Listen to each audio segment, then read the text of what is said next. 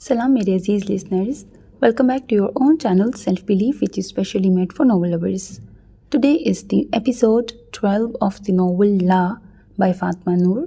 So let's start it. वो 8 साल का था जब पहली बार उसके माँ बाप में झगड़ा हुआ। वजह से वो लाइल्म था। झगड़ा उसके सामने हुआ था। वो टुकड़ टुकड़ दोनों का चेहरा देखता रहा। गालियाँ, बहतान, इल्ज़ाम तराशी और इख्तिताम पर उसके माँ बाप अपने अपने काम पर चले गए। और ठहरा वो तो उसे भी स्कूल जाना था, लेकिन जहन वहीं लाउंज में ऊंची आवाज़ों के दरमियान अटक गया। उसके बाद ये झगड़े मामूल बनते गए। पूरे 2 साल हैज़ल और कयान का ताल्लुक पेचीदा रहा और पूरे 2 साल उसने पढ़ाई, दोस्त, खेल कूद छोड़ दिया। फ़र्क किसे पड़ा था? सिर्फ उसे।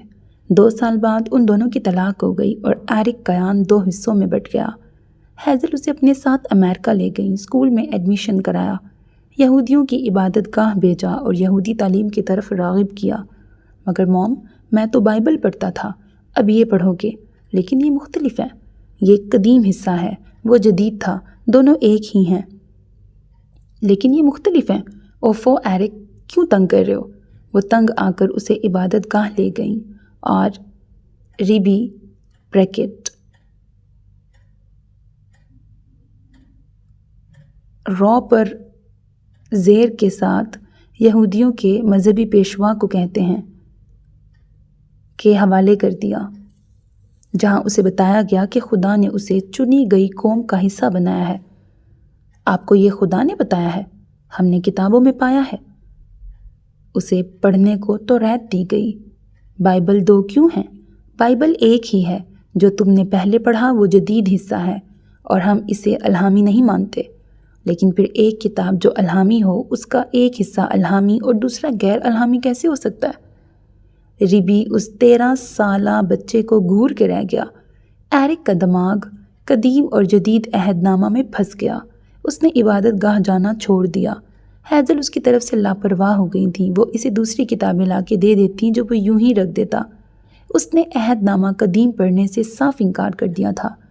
उसे ये किताबें नहीं पढ़नी थी। उसे अमेरिका में रहना भी नहीं था। उसे वापस इंग्लैंड जाना था। अब तो ज़िंदगी में कुछ सुकून आया था। अब रोज़ झगड़े नहीं होते थे। वो स्कूल भी जा रहा था, भले 2 साल पीछे, लेकिन वो दोबारा से पढ़ाई शुरू कर चुका था। 11 साल की उम्र में उसने ज़िंदगी का पहला सबक सीखा था कि अगर मियाँ बीवी की नहीं बन रही तो बच्चे के लिए खुद को साथ घसीटने की बजाय अलहदा हो जाएं। कम अज़ कम उसके नज़दीक ये दुरुस्त था। वो घर में ज़हनी टॉर्चर बर्दाश्त करने की बजाय इसी बात को तरजीह देता। हैज़ल ने नई ज़िंदगी शुरू कर दी। वो मज़हब से ला ताल्लुक़ खातून थी। एरिक को यहूदी बना के ख़ुद को गिल्ट से निकालना चाहती थी कि क्यों अपना मज़हब छोड़ा। वो 15 साल का था जब पहली बार स्कूल से वापसी पर उसने मुसलमानों के ख़िलाफ़ कोई मुज़ाहरा देखा था। तुम लोग इनके ख़िलाफ़ क्यों बोल रहे हो? क्योंकि वो दहशतगर्द हैं, बुरे हैं, जालिम हैं, तुम उनसे नफ़रत करो। ठीक हो गया, यानी मुसलमान नफ़रत के काबिल हैं। ये दूसरा सबक था जो उसने 15 साल की उम्र में सीखा था, मुसलमानों से नफ़रत का। वो यहूदी तालीमात हासिल कर रहा था, बेदिली या दिल से, लेकिन कर रहा था। और उन्हीं दिनों उसके डैड ने उसे वापस बुला लिया। उसे कोई एतराज़ नहीं था। वो इंग्लैंड चला गया, लेकिन मसला तब शुरू हुआ जब उसके बाप ने उसे एक बार फिर ईसाईयत की तालीम लेने के लिए चर्च भेजना शुरू कर दिया। ईसाई, यहूदी, ईसाई। उसके माँ बाप ने अपने अपने मफाद के लिए उसके जहन के साथ बुरी तरह खिलवाड़ किया था। उसका जहन इंतशार का शिकार हो गया। अगर खुदा एक था तो मज़हब इतने ज़्यादा क्यों थे? और मज़हब को मानना भी आखिर ज़रूरी क्यों था? वो कंफ्यूज हुआ और फिर काफ़ी हद तक बेदीन। यूनिवर्सिटी में आने के बाद उसने अक्सर बरतानवी नौजवानों की तरह लादीनियत इख्तियार कर ली। ज़रूरी तो नहीं कि किसी मज़हब को माना जाए। जो नहीं मान रहे थे वो भी तो ज़िंदा थे, जो मानते थे वो भी मर जाते थे। अगर मज़हब आपको मौत से नहीं बचा सकता, ना लंबी ज़िंदगी दे सकता है, तो मज़हब को मानना ज़रूरी तो नहीं। कयान चाहते थे वो वकील बने, हैज़ल चाहती थी वो डॉक्टर बने। वो उसकी ज़िंदगी थी और माँ बाप की मोहब्बत में वो उसे बर्बाद नहीं कर सकता था। उसे टीवी पे बैठकर तेज़ तेज़ बोलते एंकर मुतासिर करते थे। उनसे मुतासिर होते लोगों को वो गौर से देखता। उसे यही एंकर बनना था जिससे लोग मुतासिर हों। उसे दौलत की ख्वाहिश थी, शोहरत की उससे ज़्यादा थी, सो उसने एंकर बनने का फ़ैसला कर लिया। सियासत, जराइम, झूठ, सच, सनसनी, دلچسپ۔ وہ یونیورسٹی کے اسٹوڈنٹس میں مشہور اور پھر بدنام والا مشہور انسان بنتا گیا۔ زندگی ایک ہی بار ملی تھی تو ماضی کا غم منا کے اسے برباد کرنے کا کیا فائدہ؟ اس کے بچپن کے ٹراماز بچپن میں رہ گئے تھے تو اسے بھی آگے بڑھ جانا چاہیے۔ یہ الگ بات تھی کہ اسے پڑھائی سے خاص دلچسپی نہیں تھی۔ مارے باندھے پورا سال گزارنے کے بعد وہ آخری 2 ماہ میں محنت کر کے پیپر دے دیتا اور معلوم نہیں کیسے ٹاپ بھی کر لیتا۔ اس نے زندگی اپنے مطابق گزارنا شروع کر دی۔ شہرت کی خواہش بڑھتی گئی۔ کیان اور ہیزل سے ملنے والی رقم اس نے بچانا شروع کر دی۔ جب زندگی دوسروں کی رقم پہ گزاری جا سکتی ہے تو اپنا نقصان کرنا ضروری ہے۔ اس نے بڑے بڑے نیوز چینلز کو متاثر کرنے کے کالمز میں مسلمانوں کے خلاف لکھنا شروع کر دیا۔ دور اندر مسلمانوں سے نفرت کا دعویٰ نہ کرنے والا ایرک کیان جانتا تھا کہ وہ مسلمانوں کو پسند نہیں کرتا۔ جن کو پسند نہیں کرتا تھا ان کا امیج خراب کرنے میں کیا حرج تھی؟ ویسے بھی وہ صرف سچ لکھتا تھا، سچ جو جھوٹ تھا۔ یہ سوچ اس کی معطر اور سنان سے ملاقات کے بعد تبدیل ہوئی۔ اینکر پرسن ایرک کیان پر قاتلانہ حملہ۔ یہ خبر اس کے ایکسیڈنٹ کے 1 دن بعد اس کے چینل کی جانب سے دی گئی تھی۔ سنان کی خبر کے ساتھ اس خبر کا آنا، وہ بھی اس وقت جب ایرک کیان سنان سادی کے کیس میں اہم ترین کردار ادا کر رہا تھا، اس کا مطلب صاف تھا۔ حملہ ان لوگوں کی جانب سے کرایا گیا تھا جو دنیا کی چودراہٹ سنبھالے بیٹھے تھے۔ برطانیہ میں سنان کے معاملے پر خاموشی اختیار کرنے والے برطانوی افراد ایرک کیان کے لیے اٹھے اور معاملہ پہلے سے زیادہ شدت اختیار کر گیا۔ میڈیا کے لیے یہ ان پہ حملہ تھا تو پورا میڈیا بیک وقت صاحب اقتدار لوگوں پر حملہ آور کی گرفتاری کے لیے حکومت پر دباؤ ڈالنے لگا۔ کچھ میڈیا ہاؤسز نے سارا الزام حکومت پہ ڈال دیا۔ یہ وہ بدترین شے تھی جو ہو سکتی تھی اور اس کا خمیازہ احتجاج کی صورت سامنے آیا۔ عوام نے کھلے عام حکومت سے استعفے کا مطالبہ کر دیا۔ جو مصیبت اوپر کے لوگ اپنے سر سے ٹالنا چاہتے تھے وہ ان کے گلے پڑ گئی تھی۔ انہوں نے سوچا تھا کہ ایرک کیان مر جائے گا تو وہ اسے تیز رفتاری اور خراب سڑک پر خراب موسم میں سفر کا نتیجہ قرار دے دیں گے۔ ایسا ہو جاتا تو یہ بہت آسان تھا، ہر کوئی یقین کر لیتا، لیکن انہوں نے یہ نہیں سوچا تھا کہ اگر ایرک کیان بچ جاتا تو کیا ہوتا۔ ہیزل نے ایرک سے رابطہ منقطع ہونے پر کیان سمتھ سے رابطہ کیا تھا۔ وہ لندن میں تھے اور ایرک کی تلاش فوراً شروع کر دی گئی۔ اس کے GPS کے ذریعے اس کی لوکیشن معلوم کرنا مشکل نہیں تھا۔ وہ اسے لندن سے دور انتہائی زخمی حالت میں ملا تھا۔ اگر اسے فوری طبی امداد نہ دی جاتی تو اس کا بچنا مشکل تھا۔ حادثہ قرار دینے کی پوری تیاری کر کے بیٹھے اوپر کے لوگ تب بوکھلائے جب ہیزل واٹسن نے ایرک کے ساتھ اپنی آخری گفتگو میڈیا پہ شیئر کی، جس میں وہ صاف کہہ رہا تھا کہ کوئی پیچھے سے اس کی گاڑی کو ٹکر مار رہا ہے۔ مسلمانوں نے سارا الزام ان لوگوں پر لگا دیا جو سنان کے قتل کے ذمہ دار تھے، کیونکہ اس وقت واحد انسان ایرک کیان تھا جو سنان کے قاتلوں کی گرفتاری پر کھلے عام بات کر رہا تھا۔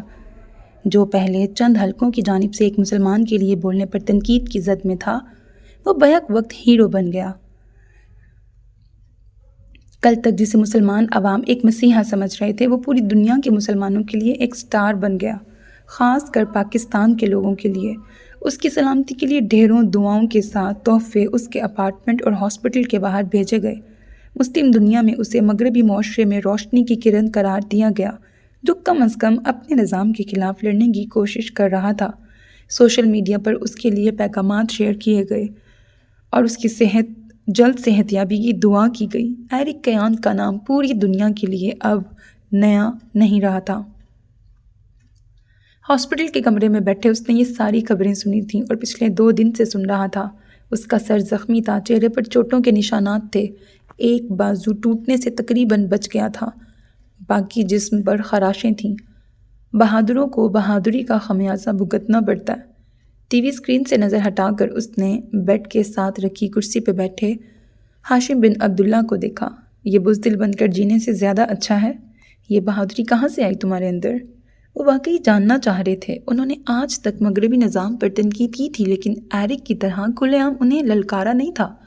ایرک نے ٹی وی بند کر تیسر تکیے پر رکھا، آنکھوں کے سامنے سیاہ جلد والی کتاب لہرائی۔ انصاف کے لیے لڑنے کا حکم دیتی، میں نہیں جانتا۔ وہ چھت کو دیکھ رہا تھا، اس کی نیلی آنکھیں اپنی روشنی کھو چکی تھیں۔ ہاشم بن عبداللہ اسے دیکھتے رہے۔ ایرک چپ تھا۔ یہ دوسرا دن تھا جب وہ اس کے پاس آ رہے تھے اور وہ چند الفاظ کے سوا کچھ نہیں بولا تھا۔ تمہیں کیا ہوا ہے ایرک؟ میں زخمی ہوں۔ جسم کے زخم مجھے بھی دکھ رہے ہیں، تم اندر کے زخموں کا بتاؤ۔ وہ چھت کو دیکھتا رہا، پھر دھیرے سے بولا، آپ نے کبھی وہ شخص دیکھا ہے ہاشم صاحب جس کی سب سے بڑی خواہش پوری ہو جائے اور اس کا دل چاہ رہا ہو کہ کاش اس نے کبھی یہ خواہش ہی نہ کی ہوتی؟ نہیں، میں نے دیکھا ہے۔ وہ گہرا سانس لے کر بولا، پھر آنکھیں بند کیں۔ میں آرام کرنا چاہتا ہوں۔ یعنی وہ چاہتا تھا کہ وہ یہاں سے چلے جائیں۔ انہوں نے سر کو خم دیا، پھر کرسی سے اٹھے۔ اللہ تمہارا خیال رکھے۔ وہ آنکھیں بند کیے لیٹا رہا۔ قدموں کی آواز آئی، پھر دروازہ کھلنے کی اور پھر بند ہونے کی۔ اس نے آنکھیں کھولیں۔ کمرے میں بہت کم روشنی تھی، ارد گرد پھولوں کی خوشبو بکھری تھی۔ وہاں اس کے لیے کئی پھول بھیجے گئے تھے، کئی دعائیں بھی، کئی محبتیں بھی، لیکن وہ اپنے دل کا کیا کرتا جس کے اندر وحشت تھی، جسے یہ سب تکلیف دے رہا تھا؟ ایک وقت تھا جب وہ ان سب چیزوں کی خواہش کرتا تھا، شہرت، عزت، دولت، نام، رتبہ، اور اب جب سب پاس تھا تو اسے کیا چاہیے تھا؟ سکون، گمنامی، کھو چکا پرانا ایرک، اپنی لاپرواہ زندگی۔ اور وہ سوال، ان سب میں ایک وہی سوال جو سوتے جاگتے ذہن کو جھنجھوڑ رہا تھا، اس کا خدا کون تھا؟ جوزف مارگریٹ کو امریکی پولیس نے گرفتار کر کے انٹرپول کے حوالے کر دیا تھا۔ پولیس نے باقاعدہ پریس کانفرنس کر کے جوزف کی گرفتاری کی اطلاع دی اور اس کا اقبال جرم سنایا، جس میں اس نے اقرار کیا تھا کہ سنان کا قتل اس نے ہی کیا تھا اور یہ اس کا ذاتی فعل تھا۔ اس میں نہ پولیس کا کوئی کردار تھا نہ کسی اور کا۔ اس نے اقرار کیا کہ وہ سنان سے اس کے مسلمان ہونے کی وجہ سے نفرت کرتا تھا، اس کی کاوشیں ناپسند کرتا تھا، اس کے بیانات پہ مشتعل تھا، اور اسی اشتعال میں اس نے سنان کو قتل کر دیا۔ ملک سے باہر وہ قرضہ لے کے گیا تھا۔ یہ ایک بھونڈی سی کوشش تھی جو کی گئی تھی۔ بہت سارے جھول باقی رہنے دیے گئے اور گویا ایک کردار کو لا کر کھڑا کر دیا گیا جس نے اقبال جرم کر لیا۔ برطانوی حکومت نے سنان سعدی کی کاوشوں کو سراہتے ہوئے اسے اعزاز سے نوازا اور اس کے نام کا ادارہ قائم کرنے کا اعلان کیا جو اسلامو فوبیا کے خلاف مغربی ذہنیت بدلنے کی کوشش کرے گا۔ ایرک کیان پہ ہونے والے حملے سے لا تعلقی کا اظہار کر دیا گیا اور اس کی صحت یابی کے لیے دعا کی گئی، نیز اسے بہادری پر سلیوٹ دیا گیا، اور بس گویا اصل قاتل جوزف مارگریٹ تھا جسے گرفتار کر لیا گیا اور اب سب کچھ نارمل ہو جانا چاہیے۔ سو برطانوی عوام نے بھی گویا ہاتھ صاف کرتے پیچھے ہٹ جانے میں بہتری سمجھی۔ اصل قاتل پکڑا گیا تھا، اب مظاہروں کا فائدہ؟ جب وہ کہہ رہا تھا کہ قاتل وہی تھا تو وہی ہوگا۔ یہ وہ ذہنیت تھی جو مغرب سالوں سے پروان چڑھا رہا تھا۔ یہ وہ معاشرہ تھا جس نے اسی طرح رہنا تھا۔ کسی ایک شخص کے اٹھنے سے کسی ایک شخص کو انصاف ملتا تھا، اور وہ بھی ناقص۔ اصل قصوروار، اصل پلانر بچ جانے والے تھے۔ ابابیل جھنڈ کی صورت آتے تھے۔ ایک ابابیل کچھ نہیں کر سکتا تھا، یا تو وہ مار دیے جاتے یا مارنے کی کوشش میں چپ کرا دیے جاتے۔ کسی مسیحا کے منتظر امام مہدی کا انتظار کرنے والے مسلمان اس امید پر ہیں کہ وہی آ کے سب ٹھیک کریں گے۔ جنگ ہونی ہے تو تب تک ہم ظلم سہ لیتے ہیں۔ القدس فتح ہونا ہے تو ہو جائے گا، ہم کوشش کر کے کیا کریں گے؟ وہ احادیث کی پیش گوئیوں کو اپنی مرضی کے معنی پہنا کے خاموشی سے بیٹھ گئے ہیں، اور انہوں نے طے کر لیا ہے کہ سب امام مہدی اور عیسیٰ علیہ السلام آ کے درست کریں گے۔ مسیحا کا انتظار کرنا ہماری پرانی عادت ہے، لیکن مسلمان یہ بھول گئے ہیں کہ اللہ کسی قوم کے حالات تب تک نہیں بدلتا جب تک وہ اپنے حالات خود نہ بدلیں۔ ایرک کیان نے سنان سعدی کے لیے نتیجے سے بے نیاز ہو کی کوشش کی تھی، اور وہ جانتا تھا اس کی کوشش ناقص رہی ہے۔ اپنے کمرے میں بیٹھ کر وہ پریس کانفرنس سننے کے بعد اس نے پوری قوت سے ریموٹ ٹی وی پہ مارا تھا۔ غصہ ابل کے آ رہا تھا۔ کیا فائدہ نکلا ان سب کوششوں کا جن کے خلاف وہ لڑ رہا تھا؟ انہوں نے ایک لمحے میں اس کی ساری محنت برباد کر دی۔ سنان کی خون کا کیا؟ اس کی ماں کے آنسوؤں کا کیا؟ باپ کے درد کا؟ بہن کی اذیت کا کیا؟ کس قدر منافق اور دغا باز تھا یہ معاشرہ؟ وہ کیسے لڑتا ان سے؟ وہ کیسے بدلتا یہ نظام؟ سر دونوں ہاتھوں میں گرائے وہ اس وقت شدید ترین فرسٹریشن، دکھ اور اذیت سے گزر رہا تھا۔ یہ ایک بے وقوفانہ حرکت تھی اور تمہیں اس کا یہی نتیجہ ملنا تھا۔ اس نے بیزاری سے صوفے کی دائیں طرف بیٹھے کیان سمتھ کو دیکھا۔ اگر یہ تعریف ہے تو شکریہ۔ تم سنجیدہ کب ہو کہ ایرک؟ جتنا میں سنان کے معاملے میں سنجیدہ تھا آپ نے غالباً وہ نہیں دیکھا۔ کامیابی پر مبارک ہو۔ اب کہ آواز بائیں طرف سے آئی تھی وہ کچھ اور اکتایا۔ آپ دونوں مل کے مجھے ٹارچر کرنے آئے ہیں؟ میں بیمار ہوں، مجھے تنہا چھوڑ دیں۔ وہ پچھلے 1 گھنٹے سے ان کی ملامتیں سن رہا تھا۔ کیا فائدہ اتنی محنت کا، موت سے لڑ کے واپس آنے کا؟ پولیس نے ایک شخص کی قربانی دے کے معاملہ ٹھنڈا کر دیا تھا۔ مجھے تم سے ہمدردی ہے ایرک۔ اب کہ اس کی نظر کچن ٹیبل پہ بیٹھی سوزین پر گئی۔ اسے کیوں لے کے آئے ہیں؟ وہ چڑ گیا۔ بدتمیز، کب سے مسکرائے جا رہی تھی۔ تمہاری بہن تمہاری خیریت پوچھنے آئی ہے۔ سوزی، تم کب میری خیریت پوچھو گی؟ جب تمہاری موم اور میرے ڈیڈ تمہاری خیریت پوچھ لیں گے۔ پونی ٹیل بنائے وہ سیاہ جینز پہ ریڈ شرٹ پہنے 16 سال کی بچی تھی۔ پھر اپنے ڈیڈ کو یہاں سے لے کے جاؤ، اپنی موم کو میں خود بھیج دوں گا۔ ان دونوں کے ہوتے ہوئے میں ٹھیک نہیں ہو سکتا۔ ہیزل اور کیان دونوں نے بیک وقت اسے گھورا۔ ہم تمہاری فکر کر رہے ہیں۔ آپ دونوں دراصل مجھے ذہنی طور پر ٹارچر کر رہے ہیں۔ وہ سیدھا ہوا۔ آپ دونوں مجھے بار بار یہ باور کروا رہے ہیں کہ میں جیت کے بھی ہار چکا ہوں۔ آپ کی آنکھوں کا تمسخر میں دیکھ رہا ہوں جو صاف کہہ رہا ہے کہ اس نظام سے لڑنا بے وقوفی تھی جس کا نتیجہ میرے جسم پہ نظر آ رہا ہے۔ بالکل ایسا ہی ہے۔ اس نے ضبط سے گہرا سانس لی۔ بے وقوفی تھی تو تھی، کم از کم میں مطمئن ہوں کہ میں نے کوشش کی ہے، کامیابی نہ بھی ملی ہو لیکن میں نے اس نظام پہ ایک ہتھوڑا ضرور مارا ہے۔ اور اب آپ دونوں برائے مہربانی یہاں سے چلے جائیں کیونکہ میں اس وقت چڑچڑا ہو رہا ہوں اور آپ دونوں سے بدتمیزی نہیں کرنا چاہتا۔ وہ صوفے سے اٹھا اور آہستہ قدموں سے کمرے کی طرف بڑھا۔ اس کی ٹانگ پر چوٹ لگی تھی۔ کمرے میں پہنچ کے اس نے ٹھا سے دروازہ بند کیا۔ کل کیان اور آج دونوں نے آ کر اسے خوب سنائی تھی۔ تھک کر وہ بیڈ پہ بیٹھا اور سر دونوں ہاتھوں میں تھام لیا۔ سچ ہی تو تھا، ملا کیا تھا اس سب سے؟ کیا یہ ایک فضول جنگ تھی؟ وہ سنان کے گھر والوں سے، مسلمانوں سے اتنا شرمندہ تھا کہ 2 دن سے موبائل تک آف کر رکھا تھا۔ کیا میں اندر آ سکتی ہوں؟ دروازے پر آواز ابھری تو اس نے گہرا سانس لیتے سر اٹھایا۔ اب یہ اس کا سر کھائے گی۔ آ جاؤ سوزی۔ دروازہ کھلا، پہلے اس کا سر پھر وہ خود اندر آئی۔ بیڈ کے سامنے رکھی چیئر گھسیٹی اور ایرک کے سامنے رکھی۔ تم ہرٹ ہو؟ وہ بڑی بہن کی طرح پوچھ رہی تھی۔ ہاں، وہ چھوٹے بھائی کی طرح کہہ گیا۔ یہ زخم ٹھیک ہو جائیں گے ایک دن سوزی، لیکن میں اندر سے ہرٹ ہوں۔ تمہیں ڈیڈ اور ہیزل آنٹی کی باتوں کا برا لگا؟ وہ سچ کہہ رہے ہیں، میں نے اپنی پوری کوشش کی اور نتیجہ دیکھو کچھ بھی نہیں ملا۔ کسی زمانے میں تم مجھے کہا کرتے تھے کہ کوشش معنی رکھتی ہے نتیجہ نہیں۔ میں یہ تمہیں تمہارے رزلٹ کے بارے میں کہا کرتا تھا جب تم فیل ہو کے آتی تھیں، ٹیچر فیل کرتی تھیں۔ دونوں میں فرق کیا ہے؟ وہی جو تمہاری کہانی میں ہے۔ تمہیں بھی تو فیل کیا گیا ہے حالانکہ تم پاس ہو چکے ہو۔ وہ تپ گئی۔ ایرک کچھ لمحے اسے دیکھتا رہا، خاموشی سے، پھر آگے کو ہوتے اس کی جینز کی پاکٹ سے جھپٹ کر کچھ نکالا۔ چوری کرنا کب چھوڑو گی تم؟ اس کے ہاتھ میں بٹوا تھا۔ سوزین کو مزید تپ چڑھی۔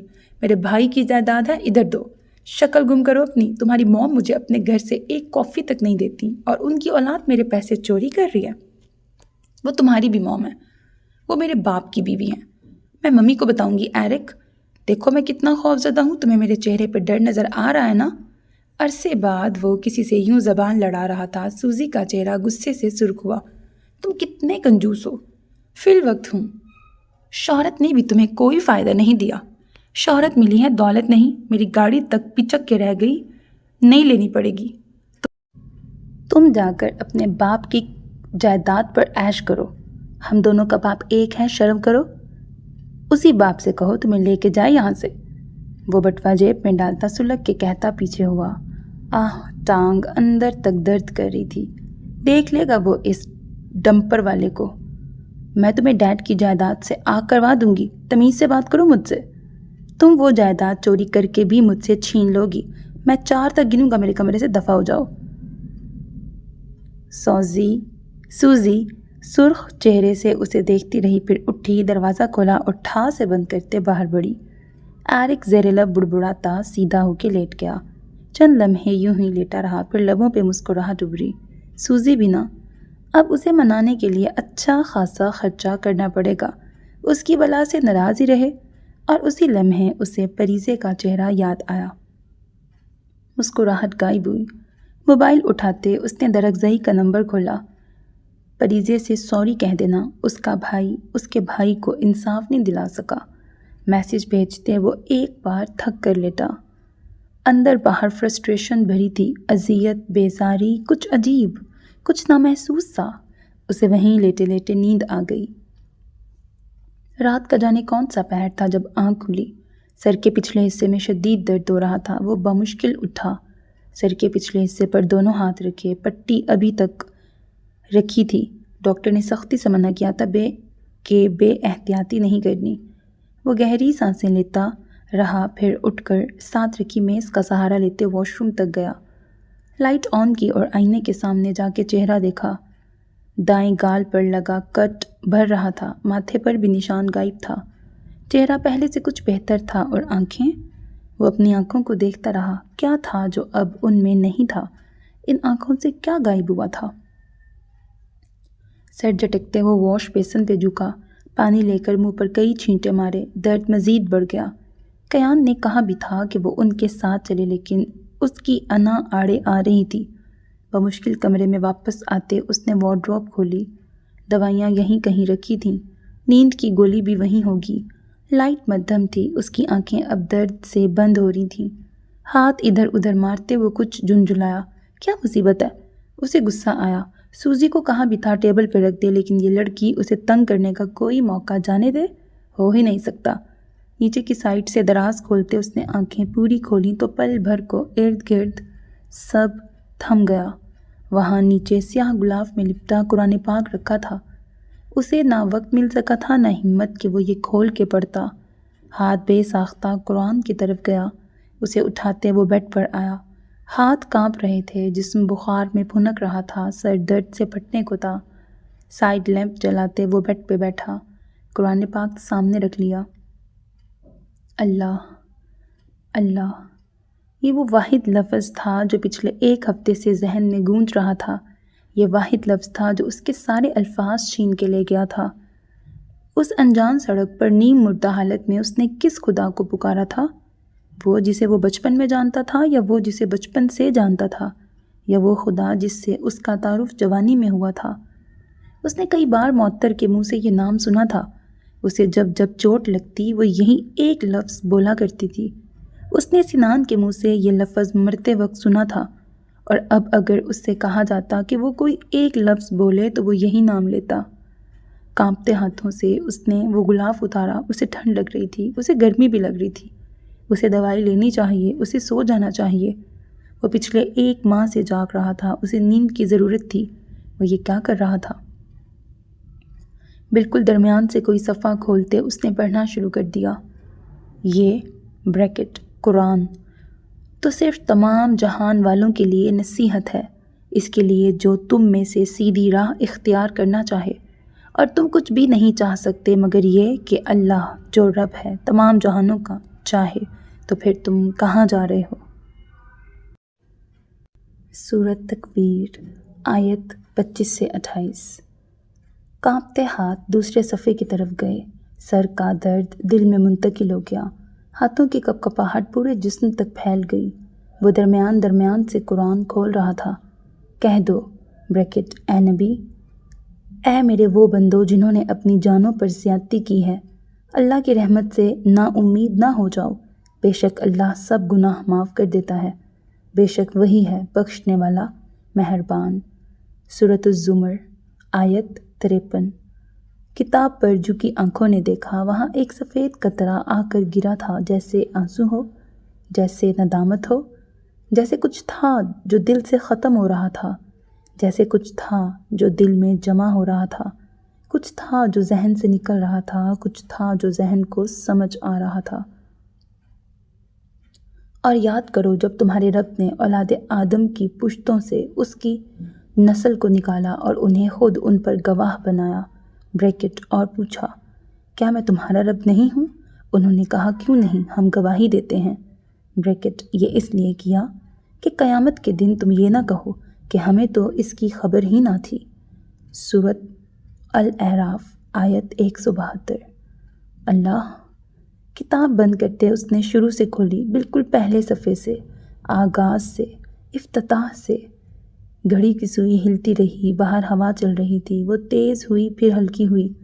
اندر آگ جل رہی تھی، وہ ہلکی تھی پھر تیز ہوئی۔ منٹ بدلے، پھر گھنٹے، پھر رات صبح میں تبدیل ہوئی، اور یہ تبھی تھا جب ستارے آسمان سے غائب ہو رہے تھے اور سحر کی روشنی پھیل رہی تھی۔ جب اس نے قرآن بند کیا، اس کا سر درد کب غائب ہوا علم نہیں، دل کا درد کب بڑھا یاد نہیں۔ اسے یاد تھا تو اتنا کہ وہ مٹی ہو رہا تھا، وہ خاک بن گیا تھا۔ قرآن اٹھائے، سینے سے لگائے، وہ بیڈ سے اٹھا، پھر تھک کر نیچے گرا گھٹنوں کے بل۔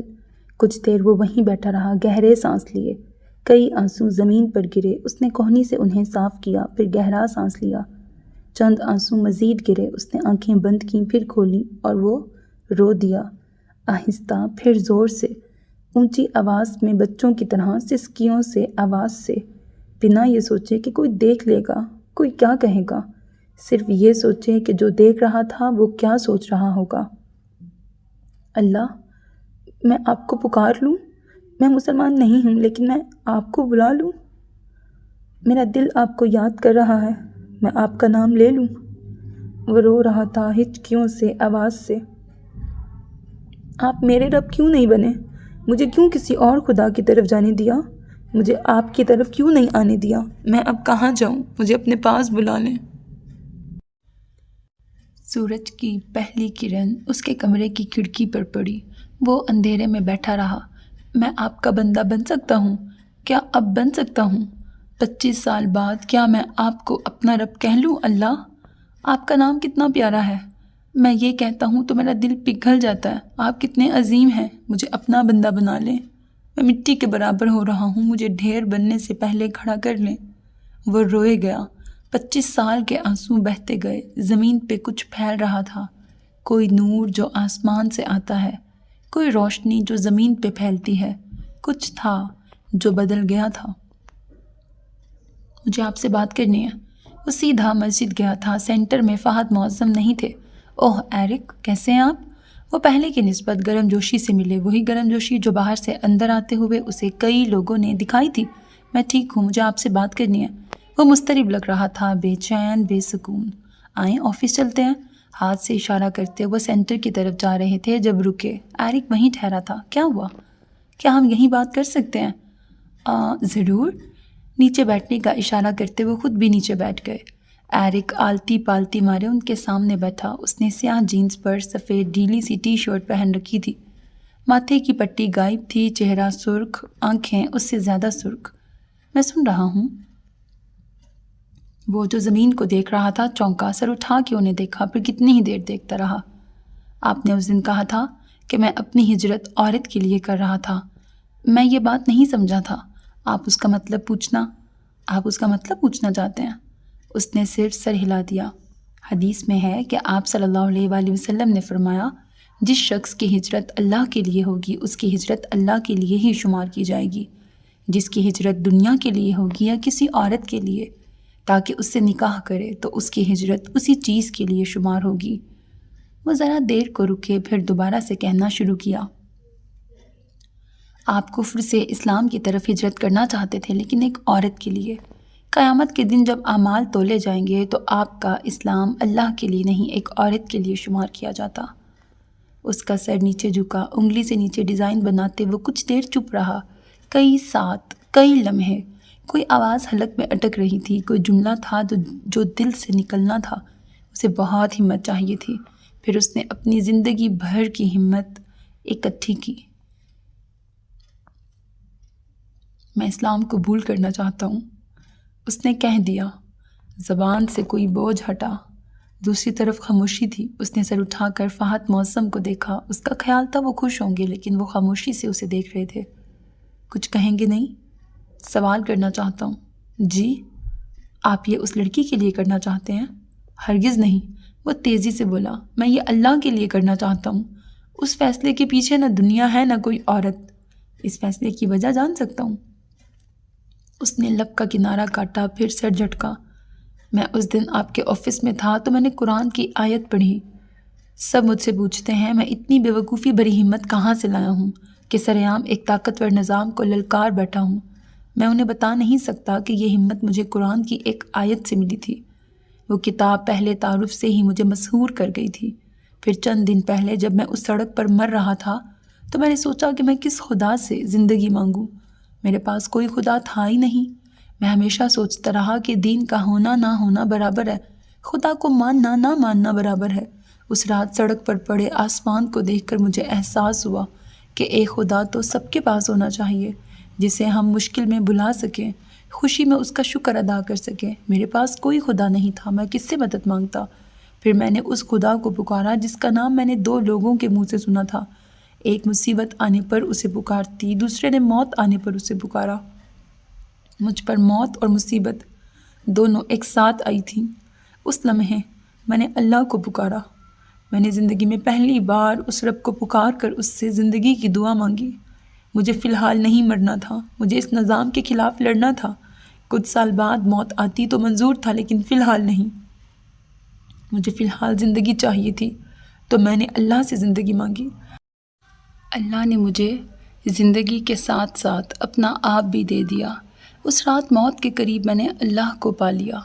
وہ جھکے سر کے ساتھ کہہ رہا تھا، آواز بھاری ہو گئی، لہجہ نم، یعنی آپ اسلام اللہ کے لیے قبول کر رہے ہیں، صرف اللہ کے لیے۔ اس کا لہجہ مضبوط تھا۔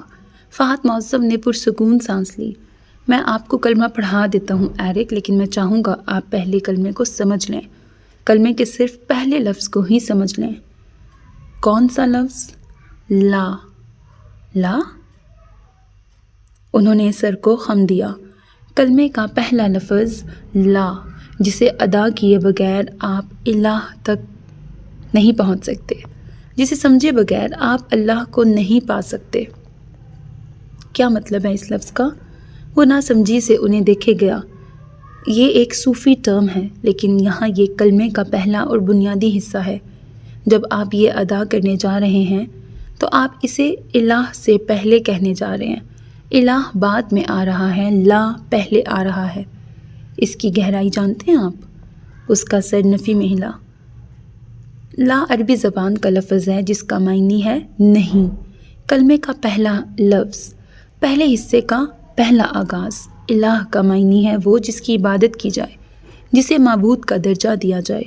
جب آپ ایک الہ کی تصدیق کرنے جا رہے ہیں تو آپ ہر الہ کو لا کہنے جا رہے ہیں۔ وہ ڈھیروں ہجوم کے ساتھ چل رہا تھا، پوسٹرز اٹھائے، نعرے لگاتے، کچھ غصے میں، کچھ اس کی طرح غصے کا دکھاوا کرتے، مسلمانوں کے خلاف اکٹھا ہونے والا ہجوم۔ اور لوگ سمجھتے ہیں الہ صرف وہ ہے جسے ہم خدا کا درجہ دے کر اس کی عبادت کرتے ہیں۔ قرآن کہتا ہے اس نے اپنی نفسانی خواہش کو اپنا خدا بنا لیا۔ انسان کا الہ صرف خدا نہیں، اس کا نفس بھی ہوتا ہے۔ جب آپ لا پڑھنے جا رہے ہیں تو آپ نفس کو خدا بنانے سے انکار کر رہے ہیں۔ بریکٹ، اس نے معطر سے محبت کی اور اس کی محبت کو اپنا خدا بنانا چاہا۔ وہ اپنا دین اس کے لیے بدلنے پر تیار ہو گیا، اس کا نفس اس پہ غالب آ گیا۔ ایک عورت نہ ملی تو وہ کیا کرے گا؟ ایک عورت کی محبت۔ جب آپ لا کہنے جا رہے ہیں تو آپ دنیا کو بھی لا کہنے جا رہے ہیں۔ دنیا کا خوف اور مستقبل کی محبت انسان کا خدا بن جاتی ہے۔ وہ دنیا کے خوف سے سچ چھوڑ دیتا ہے، مستقبل کے خوف سے حق چھپا لیتا ہے۔ آپ اسلام قبول کرتے ہیں تو کلمے کا پہلا لفظ آپ کو اس خوف سے آزاد کر دیتا ہے۔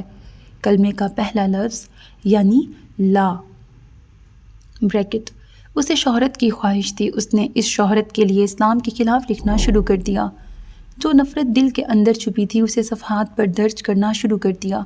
وہ مسلمانوں کو برا سمجھنے میں خود کو حق بجانب سمجھتا رہا، ان کے خلاف لکھنے کو صحیح سمجھتا رہا۔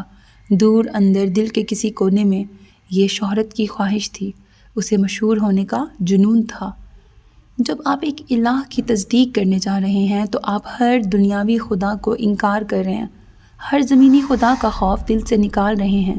آپ صرف ایک اللہ سے ڈریں گے، ایک الہ کے لیے سچ بولیں گے، ایک الہ کے لیے حق بولیں گے۔ آپ الہ سے پہلے لا کے ذریعے دنیاوی خداؤں کے خوف سے، دنیاوی خداؤں کے محبت سے خود کو آزاد کر رہے ہیں۔ بریکٹ، وہ اس نظام کی حمایت میں رہا تھا جو نظام خود کو خدا سمجھ کر بیٹھے لوگوں نے بنایا تھا۔ اس نظام کے دفاع میں اس نے اپنی زندگی کا آدھا حصہ لگا دیا۔ وہ اپنے ایڈیٹر کو، اپنے حکمرانوں کو اپنا دنیاوی خدا بنا بیٹھا۔ جب آپ اسلام قبول کرتے ہیں تو آپ الہ سے پہلے لا کہتے ہیں۔ آپ خود کو نفس کی قید سے آزاد کر دیتے ہیں، خود کو شہرت کی خواہش، بدنامی کے خوف سے آزاد کر دیتے ہیں۔ آپ خود کو دنیاوی خداؤں سے، دنیا سے آزاد کر دیتے ہیں۔ ہر خدا کو لا کہنے کے بعد ایک الہ کی تصدیق آپ کو ہر شے سے آزاد کرنے جا رہی ہے۔ بریکٹ وہ زمین پہ پشت کے بل گرا ہوا تھا، نگاہیں آسمان پر تھیں، آنکھیں ساکت تھیں، لب پھڑپھڑا رہے تھے۔ وہ کسی کو پکارنا چاہ رہا تھا، کوئی خدا جس سے وہ زندگی مانگتا، کوئی خدا جس سے وہ آسان موت مانگتا۔ لب پھڑپھڑائے، ہونٹوں سے کوئی لفظ نکلا، اللہ۔ ایک الہ یعنی اللہ۔ آپ جب اللہ کا لفظ کہیں گے تو آپ اپنی روح کو، اپنے جسم کو، اپنے دل کو، اپنے ذہن کو بتا رہے ہیں کہ آپ کا الہ صرف اللہ ہے۔ آپ صرف اسی کی عبادت کریں گے، اسی سے ڈریں گے، اسی کے لیے محبت رکھیں گے، نفرت کریں گے۔ آپ ہر دنیاوی خدا کو لا کہہ کر صرف ایک اللہ کو ہاں کہہ رہے ہیں۔ آپ کا ایک لا آپ کو ہر خوف سے آزاد کر دے گا۔ آپ یہ لفظ کہنے کے لیے تیار ہیں؟ وہ سامنے بیٹھے پوچھ رہے تھے۔ ایرک کے گلے میں گلٹی ابھر رہی تھی۔ وہ ان سے کہنا چاہتا تھا کہ اب معطر اسے ملتی یا نہ ملتی، وہ اس کا دکھ ساری زندگی ساتھ لے کے چلتا۔ وہ اسے اپنے دل سے نہیں نکال سکتا تھا، لیکن وہ اسلام اس کے لیے قبول نہیں کر رہا تھا۔ وہ کسی زمانے میں شہرت کا متمنی ہوتا تھا، لیکن اب وہی شہرت اس کے قدموں میں پڑی تھی، اور وہ اسی شام جب اس سینٹر سے نکلا تھا تو اپنے اندر کی خواہش یہیں چھوڑ گیا تھا۔ قرآن نے اس کی زندگی اسی دن بدل دی تھی۔ وہ دنیاوی خداؤں سے خوف زدہ نہیں تھا، اسے سچ کے لیے لڑنے کی ہمت بھی اسی قرآن نے دی تھی۔ اس ایک لا نے اس کی زندگی کئی دن پہلے ہی بدل دی تھی۔ وہ اس لا کے ذریعے اپنی زندگی ایک بار پھر بدلنا چاہتا تھا۔ میں کلمہ پڑھنا چاہتا ہوں فہد بھائی۔ میں اس ایک الہ کے لیے ہر الہ کو لا کہنے کی ہمت پاتا ہوں۔ میں مستقبل نہیں جانتا، لیکن مستقبل میں بھی میں کبھی کسی دنیاوی خدا کے آگے نہیں جھکوں گا۔ اس کی آواز مضبوط تھی، کوئی خوف نہیں، کوئی پشیمانی نہیں۔ فہد معظم ہلکا سا مسکرائے، پھر اٹھے۔ ایرک بے ساختہ ان کے ساتھ اٹھا۔ آپ میرے ساتھ آئیں، وضو کر لیں پہلے۔ وہ آگے جا رہے تھے، ایرک ان کے پیچھے چلا۔ کسی ٹرانس سی کیفیت میں اس نے وضو کیا۔ ہر اس دھونے کے ساتھ کچھ تھا جو دھل رہا تھا، کچھ تھا جو مٹ رہا تھا۔ ان کے ساتھ واپس آنے، چند مزید لوگوں کے ساتھ بیٹھنے، کسی کے اذان کہنے تک ذہن میں سب ساکت رہا۔ وہ چونکا تب جب اسے فہد بھائی کی آواز سنائی دی، میرے ساتھ دہرائیں۔ اس کا سر ہلا۔ اشہد، اشہد، گواہی دل سے نکل کر کرامن کاتبین کے قلم پر درج وہ گواہ تھا، وہ گواہ بن رہا تھا۔ اللہ، اللہ۔ اس نے ہر دنیاوی خدا کو ذہن میں رکھا، نفس، دنیا، خوف۔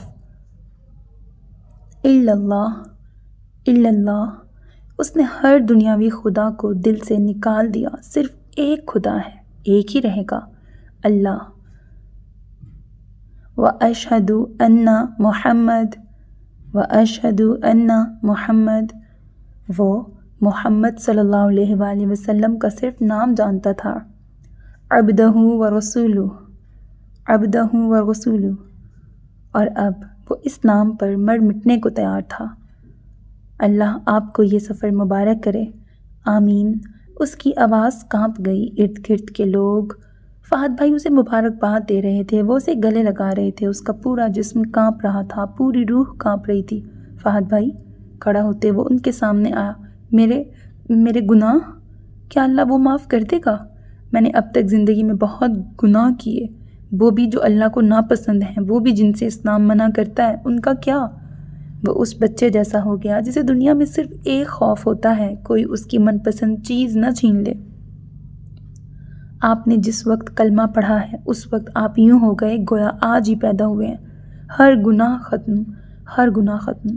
آپ کے پاس آج سے نیا اعمال نامہ ہے، اس پر آپ اب نئی زندگی شروع کرنے جا رہے ہیں۔ اللہ یہ نئی زندگی برکت والی بنائے۔ ساتھ ڈھیروں آمین ابھرے۔ اس نے صرف سر ہلا دیا، اس کے حلق میں بہت سے آنسو اٹکے تھے۔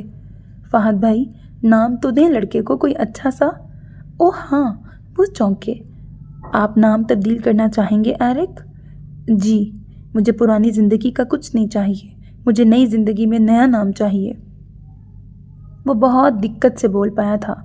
چلیں پھر، میں آپ کو روئے زمین پر آنے والے پہلے انسان کا نام دیتا ہوں، اللہ کا اقرار کرنے والے پہلے انسان کا، الہ کو پہچاننے والی پہلی ہستی کا، ہم سب کے باپ کا، آدم علیہ السلام کا نام۔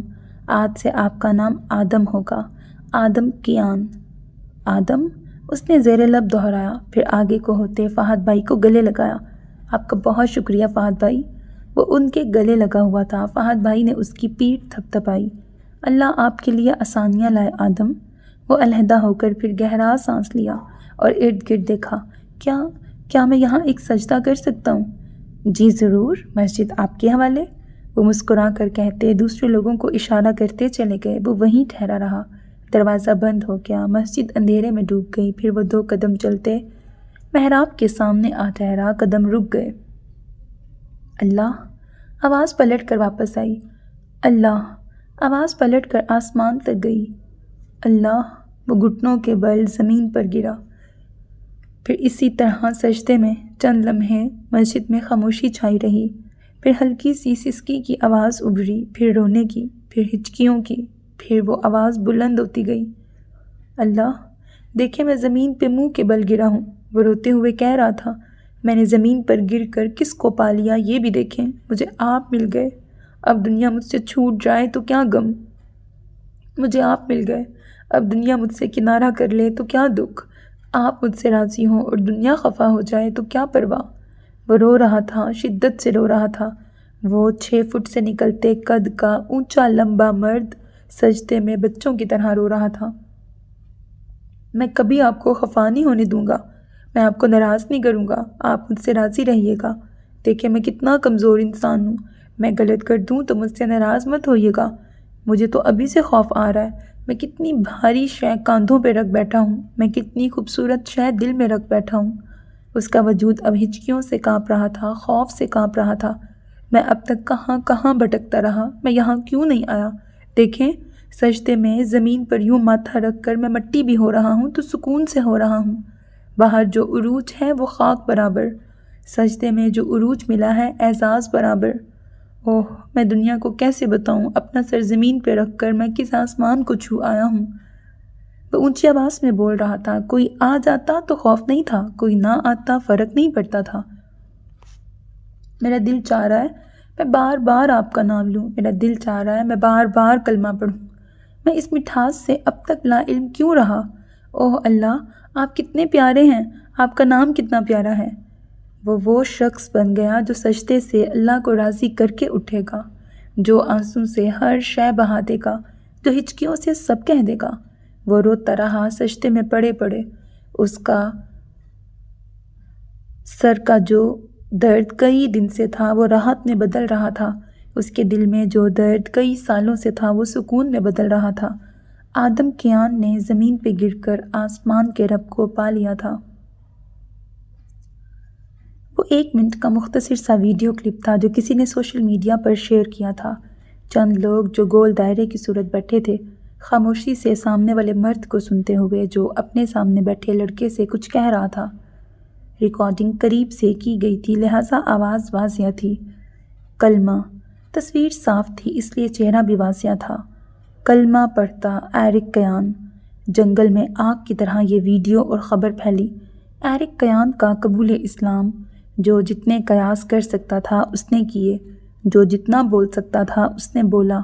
آدم کی طرف سے فی الحال خاموشی تھی۔ یہ خاموشی 2 دن بعد تب ٹوٹی جب اس نے اپنے سوشل میڈیا اکاؤنٹ پر اپنا نام تبدیل کر کے آدم کیان رکھ دیا۔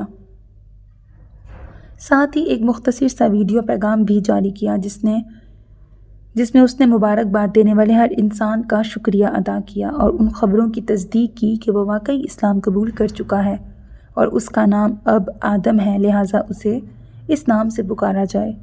نیز مزید اس کی ذاتی زندگی پر تبصرہ کرنے کی بجائے وہ سب سے توقع رکھتا ہے کہ اس کی پرائیویسی کا خیال رکھا جائے گا۔ اس کی اس ویڈیو کو کروڑوں لوگوں نے دیکھا، لاکھوں نے شیئر کیا، مسلمانوں نے مبارکباد دی اور خوشی کا اظہار کیا، جبکہ برطانویوں میں سے چند نے منفی تبصرے دیے اور چند نے اس کا ذاتی معاملہ قرار دے کر خاموشی اختیار کر لی۔ اسے صرف چند لوگوں کی طرف سے رد عمل کا انتظار تھا، اس کے گھر والے، دوست اور وہ جو اس کے مخلص تھے۔ میں تمہارے لیے تمہارے جتنا خوش ہوں آدم۔ سب سے پہلا فون اسے ہاشم بھائی کا آیا تھا۔ وہ ہلکا سا مسکرایا۔ جانتا ہوں، اور تم کتنا خوش ہو؟ آپ پوری زمین گھوم کے دیکھیں، کسی نے کہہ دیا کہ وہ مجھ سے زیادہ خوش ہے تو سمجھ لیجئے گا وہ جھوٹ بول رہا ہے۔ ملنے آ سکتے ہو یا میں آ جاؤں؟ ہاشم بھائی مسکرائے۔ کچھ دنوں تک فرصت سے آؤں گا ہاشم بھائی، فی الحال سب چیزیں درست کرنی ہیں۔ تمہارے گھر والوں نے کیا ری ایکشن دیا؟ موم کا فون آیا تھا، وہ اور ڈیڈ یہیں آ رہے ہیں۔ میں جانتا ہوں وہ ناراض ہوں گے۔ دوسری طرف کچھ دیر کو خاموشی چھا گئی۔ صبر رکھنا بیٹا۔ کس لیے؟ وہ سمجھا نہیں تھا۔ اگر لوگ تمہیں چھوڑ دیں تو یاد رکھنا کہ تم نے اللہ کو پا لیا ہے۔ اگر لوگ تم سے پیچھے ہٹ جائیں تو یاد رکھنا اللہ نے تمہیں قریب کر لیا ہے۔ لوگ مجھے کیوں چھوڑیں گے؟ میں دعا کرتا ہوں وہ تمہیں نہ چھوڑیں۔ وہ کچھ حیران ہوا لیکن پھر سر جھٹک دیا۔ تم اسلام چھوڑ دو۔ ہیزل نے سب سے پہلی بات یہی کہی تھی۔ مجھے آپ سے اسی شے کی توقع تھی۔ اب میں نہیں جانتا آپ کو کس جواب کی توقع ہے، لیکن میرا جواب نہ ہے۔ تم بے وقوفی کر رہے ہو ایرک۔ میرا نام آدم ہے موم۔ وہ پرسکون تھا۔ مجھے نہ تمہارا یہ نام منظور ہے نہ تمہارا مذہب۔ ٹھیک ہے، اس نے سر ہلا دیا۔ پھر قیان کو دیکھا جو صوفے پہ بیٹھے خاموشی سے ان کی گفتگو سن رہے تھے۔ اب آپ کیا کہیں گے؟ تم اتنے بڑے کب ہوئے کہ اتنے بڑے فیصلے خود سے لے سکو؟ میں نے پہلا فیصلہ 7 سال کی عمر میں لیا تھا ڈیڈ، جب آپ میرا اسکول شفٹ کرنا چاہتے تھے اور میں نے منع کر دیا تھا۔ آپ کو اسی دن جان لینا چاہیے تھا کہ میں اپنے فیصلے خود لے سکتا ہوں۔ یہ فیصلہ بڑا ہے، اسی لیے خود لیا۔ تم ہم سے اجازت لے سکتے تھے۔ اس فیصلے پر کسی کی رائے بھی نہیں بنتی تھی، اجازت کیسے لیتا؟ اس نے کاندھے اچکائے۔ ہیزل اور قیان نے خاموش نظروں کا تبادلہ کیا، پھر قیان آگے کو ہوئے۔ تمہیں کسی نے مجبور کیا ہے؟ آپ کو لگتا ہے مجھے کوئی مجبور کر سکتا ہے؟ وہ ہنسا۔ تم مسلمانوں کے خلاف تھے ایرک۔ اٹس آدم ڈیڈ، اس نے نرمی سے ٹوکا۔ مذاق سے گریز کرو، یہ سنجیدہ معاملہ ہے۔ ان کی آواز سخت ہوئی۔ پہلی بار ان تینوں کو اندازہ ہوا گفتگو واقعی سنجیدہ تھی۔ وہ صوفے پر سیدھا ہوا۔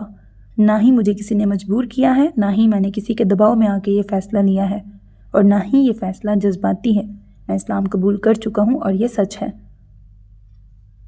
تمہیں علم ہے ہمیں اپنی سوسائٹی میں کیا کیا برداشت کرنا پڑے گا؟ آپ دونوں کو علم ہے اگر ہم اسلام قبول نہ کریں تو ہمیں آخرت میں کیا کیا برداشت کرنا پڑے گا۔ میں دنیا کا خواب دل سے نکال چکا ہوں۔ دنیا میرا رب نہیں ہے۔ تم پچھتاؤ گے۔ کبھی نہیں۔ دیکھو ایرک، ہیزل اس کے ساتھ آ کے بیٹھیں۔ وہ اس بار ضبط کر گیا۔ بریکٹ آدم، تم بچے ہو، تم نہیں سمجھ رہے کہ تمہیں کیا کیا برداشت کرنا پڑے گا۔ یہ ایک جذباتی اور غلط فیصلہ ہے۔ تم ایسا کرو، میرے ساتھ چلو یا اپنے ڈیڈ کے ساتھ۔ تم عیسائی ہو یا پھر یہودی بھی بن سکتے ہو۔ چلو اٹھو۔ وہ گویا اٹھنے لگی تھی جب آدم نے ان کا ہاتھ تھاما۔ موم، میں اسلام قبول کر چکا ہوں۔ آپ مجھے اب کبھی بھی اپنا مذہب تبدیل کرتے ہوئے نہیں دیکھیں گی۔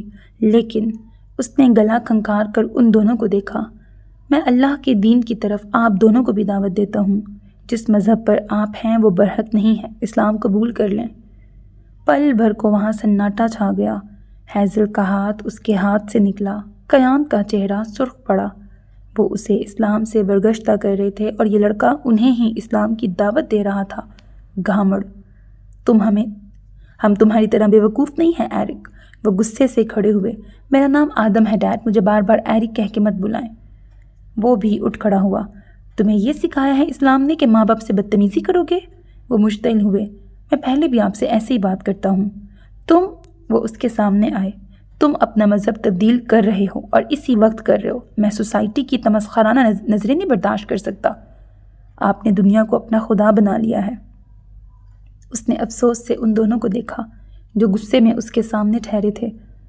مجھے مت سکھاؤ، تم اسی وقت میرے ساتھ چل کے مذہب تبدیل کر رہے ہو۔ میں نہیں کروں گا، وہ 2 ٹوک لہجے میں بولا۔ پھر ہمیں مجبور مت کرو کہ ہم کوئی سخت فیصلہ لیں۔ کیسا فیصلہ؟ وہ کیا کر لیں گے؟ ہاں ٹھیک ہے، ناراض ہوں گے، چند دن بات نہیں کریں گے، ممکن ہے چند سال بات نہ کریں، لیکن اس سے زیادہ وہ کیا کریں گے؟ ہم سمجھ لیں گے کہ تم ہمارے لیے مر چکے ہو ایرک، اور یاد رکھو مر جانے والوں سے ساری زندگی ملاقات نہیں ہوتی۔ کوئی جو دل کو ٹکڑوں میں کاٹتا ہے ایسے ہی کاٹتا ہوگا۔ ڈیڈ، اسے صدمہ ہوا۔ میں ایسا ہی کروں گا، تمہاری شکل تک نہیں دیکھوں گا، میں ہر ایک انسان کو بتاؤں گا کہ میرا کوئی ایرک نام کا بیٹا نہیں ہے، تم ہمارے لیے اور ہم تمہارے لیے مر جائیں گے۔ اتنی سنگ دلی، اتنی بے حسی۔ اس نے بے جان ہوتی آنکھوں سے ہیزل کو دیکھا، ویسے ہی تاثرات جیسے قیام کے تھے۔ موم، تمہاری ڈیڈ صحیح کہہ رہے ہیں، میں بھی ایسا ہی کروں گی۔ میرے سارے دوست، فیملی سب جیوز ہیں یا کرسچن، میں کسی مسلمان سے تعلق بناتی ہوں تو صرف کام کی غرض سے، میں اپنے بیٹے کو اسلام قبول کرنے کی اجازت نہیں دے سکتی۔ وہ دونوں ساتھ ٹھہرے تھے۔ علیحدگی کے 15 سال بعد ان میں اتفاق ہوا تو کس بات پر؟ اس نے گہرا سانس لیا، پھر سر جھٹکا۔ آپ دونوں کیا چاہتے ہیں؟ ہمارے لیے اسلام چھوڑ دو، عیسائی بن جاؤ۔ اور اس لمحے اس نے جانا کہ جب اس نے معطر سے کہا تھا کہ وہ اسلام کو چھوڑ دے تو اس کے دل پر کیا گزری ہوگی۔ جیسے کوئی روح نکالتا ہے اور واپس ڈال دیتا ہے، جیسے کوئی ارد گرد کا ہر منظر ساکت کر دیتا ہے، جیسے کوئی دنیا سے سارے کانٹے چن کر آپ کے وجود میں اتار دیتا ہے۔ اس لمحے معطر نے وہی تکلیف محسوس کی ہوگی، اس لمحے وہ بھی وہی تکلیف محسوس کر رہا تھا۔ میں ایسا نہیں کر سکتا۔ اس کا چہرہ ضبط سے سرخ پڑا۔ تو پھر بھول جاؤ کہ تمہارے کوئی ماں باپ تھے۔ بیگ تھامے ہیزل اور جھپٹ کر موبائل اٹھاتے قیان دونوں باہر کی طرف بڑھے جب وہ تیزی سے ان کے سامنے آیا۔ آپ دونوں مجھے تنہا نہیں چھوڑ سکتے۔ جس خدا کو مانتے ہو وہ تمہارے لیے کافی ہے۔ ماں باپ بھی اسی خدا نے بنائے ہیں، اب دونوں کیوں مجھے مجبور کر رہے ہیں؟ وہ بے بس ہوا، اذیت، تکلیف، ہر شے غالب آ گئی۔ مجبور کر رہے ہیں تو مجبور صحیح، فیصلہ تمہارے پاس ہے، اپنے ماں باپ یا اپنا مذہب۔ فیصلہ کرنے کی تو ضرورت ہی نہیں تھی، ایک بار اسلام قبول کر لیا تو موت تک یہیں رہنا تھا۔ میں ایسا نہیں کر سکتا، میرے لیے مشکل مت بنائیں۔ تم سوچ لو ایرک، تم سوچ لو۔ وہ دونوں آگے بڑھ گئے۔ وہ وہیں ٹھہرا رہا۔ ہر تلخی کے باوجود، ہر ٹراما کے باوجود وہ اپنے ماں باپ سے محبت کرتا تھا۔ تو اگر اسے لگا تھا کہ فیصلہ آسان ہوگا تو اس فیصلے کے بعد کے نتائج مشکل تھے۔ دروازہ کھولتے انہوں نے قدم باہر رکھا تو نظر سیڑھیوں پر گئی۔ وہ پہلی سیڑھی پہ بیٹھا تھا، گھٹنوں پر کونیاں جما رکھی تھیں، سیاہ جینس پر سفید ٹی شرٹ، سفید جیکٹ، سفید جاگرز۔ وہ مکمل سفید پہن کر آیا تھا۔ تم اندر کیوں نہیں آئے؟ برآمدے سے گزرتے وہ سیڑھیوں پر اس کے ساتھ آ بیٹھے۔ آدم نے رخ موڑ کے انہیں دیکھا۔ باہر سکون مل رہا ہے۔ سکون چاہیے کیوں؟ سکون کیوں نہیں چاہیے ہوتا؟ اس نے نظر جھکا کر اپنے سفید جاگرز دیکھے۔ تمہیں تو مل گیا ہے آدم۔ وہ جھکے سر کے ساتھ ہلکا سا مسکرایا۔ اچھا لگتا ہے۔ کیا؟ یہی نام سننا، آدم۔ یہ فیصلہ اچانک کیسے لے لیا تم نے؟ اچانک نہیں لیا، کئی ماہ ہیں اس کے پیچھے، کئی دن ہیں اس کے پیچھے، کئی سوال، کئی جواب۔ یعنی تم نے آہستہ آہستہ اللہ کو پایا ہے۔ وہ خاموشی سے نیچے دیکھتا رہا۔ سفید جوگرز سبز گھاس پہ لگے، پھر اس نے سر اٹھا کے انہیں دیکھا۔ مجھے ڈر لگ رہا ہے۔ کس چیز سے؟ وہ ٹھٹکے۔ اللہ کو کھونے سے۔ آدم، مجھے ڈر لگ رہا ہے ہاشم بھائی، مجھے لگا تھا سب آسان ہوگا۔ آسان ہی تھا، لیکن موم ڈیڈ نے مشکل بنا دیا۔ وہ کہہ رہے ہیں کہ اسلام چھوڑ دوں ورنہ وہ مجھے چھوڑ دیں گے۔ تم کمزور پڑ رہے ہو۔ اللہ کو منتخب کرنے میں نہیں، والدین کو چھوڑنے میں۔ میں جانتا ہوں میں اپنے ماں باپ کو کھو دوں گا۔ وہ کتنے ہی لمحے اسے خاموشی سے دیکھتے رہے اور انہیں احساس ہوا وہ لڑکا جو پوری دنیا سے لڑ گیا تھا، وہ اپنے ماں باپ کو کھونے سے خوفزدہ تھا۔ تم نے صحابہ کرام کے واقعات پڑھے ہیں آدم؟ اس نے نفی میں سر ہلایا۔ پڑھنا۔ حضرت عمار بن یاسر کو اسلام لانے کی وجہ سے زد و کوب کیا گیا، ان کے ماں اور باپ کو ان کے سامنے شہید کر دیا گیا اور انہیں کلمہ کفر کہنے پر مجبور کیا گیا۔ وہ آپ صلی اللہ علیہ وآلہ وسلم کے پاس روتے ہوئے گئے اور بتایا کہ انہوں نے کفریہ کلمہ کہا ہے۔ آپ صلی اللہ علیہ وآلہ وسلم ان کے چہرے سے آنسو صاف کرتے جاتے اور فرماتے جاتے کہ وہ دوبارہ کہیں تو تم دوبارہ بھی کفریہ کلمہ بول دینا، کیونکہ ان کے دل میں ایمان تھا۔ زبان سے جو بھی کہہ دیتے کیا فرق پڑتا تھا۔ پھر حضرت بلال رضی اللہ تعالیٰ عنہ ہیں، حضرت ابو جندل رضی اللہ تعالیٰ عنہ، حضرت سلیمان فارسی، حضرت ام سلمہ، حضرت سمیہ بنت خبات رضی اللہ تعالیٰ عنہ۔ تم تاریخ پڑھو گے تو تم جانو گے کہ صحابہ نے اسلام قبول کیا تھا تو کیا ہوا تھا۔ انہوں نے کتنی تکلیفیں برداشت کی تھیں، کتنے اپنوں کو کھویا تھا۔ جانتے ہو میں تمہیں یہ کیوں بتا رہا ہوں؟ اس نے خاموشی سے نفی میں سر ہلایا۔ ہاشم بھائی نے گہرا سانس لیا۔ کیونکہ میں چاہتا ہوں تم جان لو کہ جس دین کو تم نے چنا ہے اس میں تم آزمائے جاؤ گے، تمہیں لوگ چھوڑ دیں گے، تمہارے بہت قریبی بھی دوست بھی جس معاشرے میں تم رہتے ہو وہ معاشرہ تمہارا ساتھ چھوڑ دے گا۔ اپنے آپ کو تیار رکھو آدم۔ یہ سب ضروری ہے کیا؟ بنا امتحان کے اپنے دل کی مضبوطی کو کیسے پرکھو گے؟ اس نے اپنے ہاتھوں میں تھاما سبز پتا دیکھا۔ کچھ بھی ہو جائے لیکن میں اللہ کو کبھی نہیں چھوڑوں گا، اللہ بھی تمہیں کبھی نہیں چھوڑے گا۔ اس نے رخ سامنے کی طرف موڑ لیا۔ باغیچہ خزاں کے باعث خشک ہو گیا تھا۔ کچھ ماہ پہلے اسی باغیچے نے ان سب کی زندگی بدل دی تھی۔ میں آپ سے شرمندہ ہوں۔ کس لیے؟ میں سنان کو انصاف نہیں دلا سکا۔ اس نے دونوں ہاتھ جیکٹ میں ڈال لیے، چہرے پر تکلیف ابھری۔ تم بھی جانتے تھے کہ یہ ناممکن سی بات ہے، اس کا قاتل یہ معاشرہ اور نظام ہے، تم اکیلے اس نظام سے نہیں لڑ سکتے۔ میں نے کوشش کی، تمہاری کوشش لکھ لی گئی ہے، مجھے زیادہ کوشش کرنی چاہیے تھی۔ میں سوچتا ہوں اور پچھتاتا ہوں، زندگی کا ایک بڑا حصہ میں نے کہاں خرچ کر دیا، زندگی کا ایک بڑا حصہ کن لوگوں کے پیچھے خرچ کر دیا۔ آپ لوگ بھی تو ہیں، شروع سے حق پر قائم، شروع سے حق کے لیے لڑنے والے، شروع سے مسلمان۔ ایسا تو مجھے بھی ہونا چاہیے تھا۔ میں کہاں کہاں بھٹکتا رہا، میں کیوں گمراہ رہا؟ جو حق ہے وہ اتنا عرصہ مجھ سے پوشیدہ کیوں رہا؟ اپنا مقابلہ ہم سے مت کرو، تم ہمارے جیسے نہیں ہو۔ وہ رخ موڑے اسے دیکھ رہے تھے جس کے چہرے پر سایہ لہرایا تھا۔ پھر اس نے سر کو خم دیا۔ واقعی میں آپ سے کیسے مقابلہ کر سکتا ہوں؟ آپ شروع سے اچھائی پہ قائم ہیں، میں شروع سے برائی پر۔ موازنہ بنتا بھی نہیں ہے۔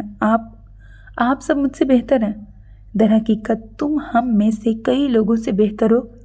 اس کے الفاظ زبان پہ رہ گئے۔ وہ کچھ حیرانگی سے انہیں دیکھنے لگا۔ ہاشم بھائی نے رخ سامنے کر لیا تھا۔ آپ تسلی دینا چاہ رہے ہیں؟ ہاں، لیکن میں جھوٹ بھی نہیں بول رہا۔ ہم پیدائشی مسلمان ہیں، ہمیں گویا اسلام وراثت میں ملا تھا۔ تمہاری طرح ہمیں چن کر ہمیں اسلام کی طرف نہیں لایا گیا۔ ہم نے اللہ کو تمہاری طرح تلاش کر کے نہیں پہچانا۔ ہمیں تو شروع سے بتا دیا گیا کہ ہمارا خدا اللہ ہے۔ تم دیکھو، دنیا میں اربوں لوگ ہیں، ان اربوں میں سے بہت چند ہیں جنہیں چنا جاتا ہے۔ مجھے تم پہ رشک آ رہا ہے آدم، تمہیں چنا گیا ہے، چن کر لایا گیا ہے۔ ہم اور تم برابر کیسے ہو سکتے ہیں؟ ہم تو عام سے ہیں، تمہیں تو خاص کر دیا گیا ہے۔ اگر وہ تسلی تھی تو بہترین تھی، اگر دلاسا تھا تو باکمال تھا۔ اس کا دل سجدہ شکر میں گرنے کو چاہا، اس کا دل سجدہ شکر میں پڑے رہنے کو چاہا۔ میں نہیں جانتا کہ میں کیا کہوں، لیکن مجھے اب واقعی ڈر لگ رہا ہے۔ اندھیرے سے روشنی کی طرف آنا معجزے جیسا ہے، روشنی سے واپس اندھیرے کی طرف جانا موت جیسا ہے، اور میں مرنا نہیں چاہتا۔ اللہ تمہیں مرنے نہیں دے گا۔ وہ کچھ دیر وہیں خاموشی سے بیٹھا رہا، پھر تھکی سی سانس خارج کی۔ میں سنان کا کیس دوبارہ سے کھلوانا چاہتا ہوں۔ اگر تم پوچھ رہے ہو تو میں تمہیں منع کر دوں گا۔ کیوں؟ کیونکہ تم ساری زندگی لڑ کر بھی سنان کو انصاف نہیں دلوا سکو گے۔ یہ جنگ جاری رہے گی اور اختتام پر تم اپنی زندگی بھی کھو دو گے۔ یہ سب سالوں کا بنایا گیا نظام ہے آدم، تم اکیلے اسے نہ ختم کر سکتے ہو نہ کر سکو گے۔ جتنی ذمہ داری تمہاری تھی تم نے پوری کر دی، جتنی ذمہ داری ہر مسلمان کی ہے وہ انہیں پوری کرنے دو۔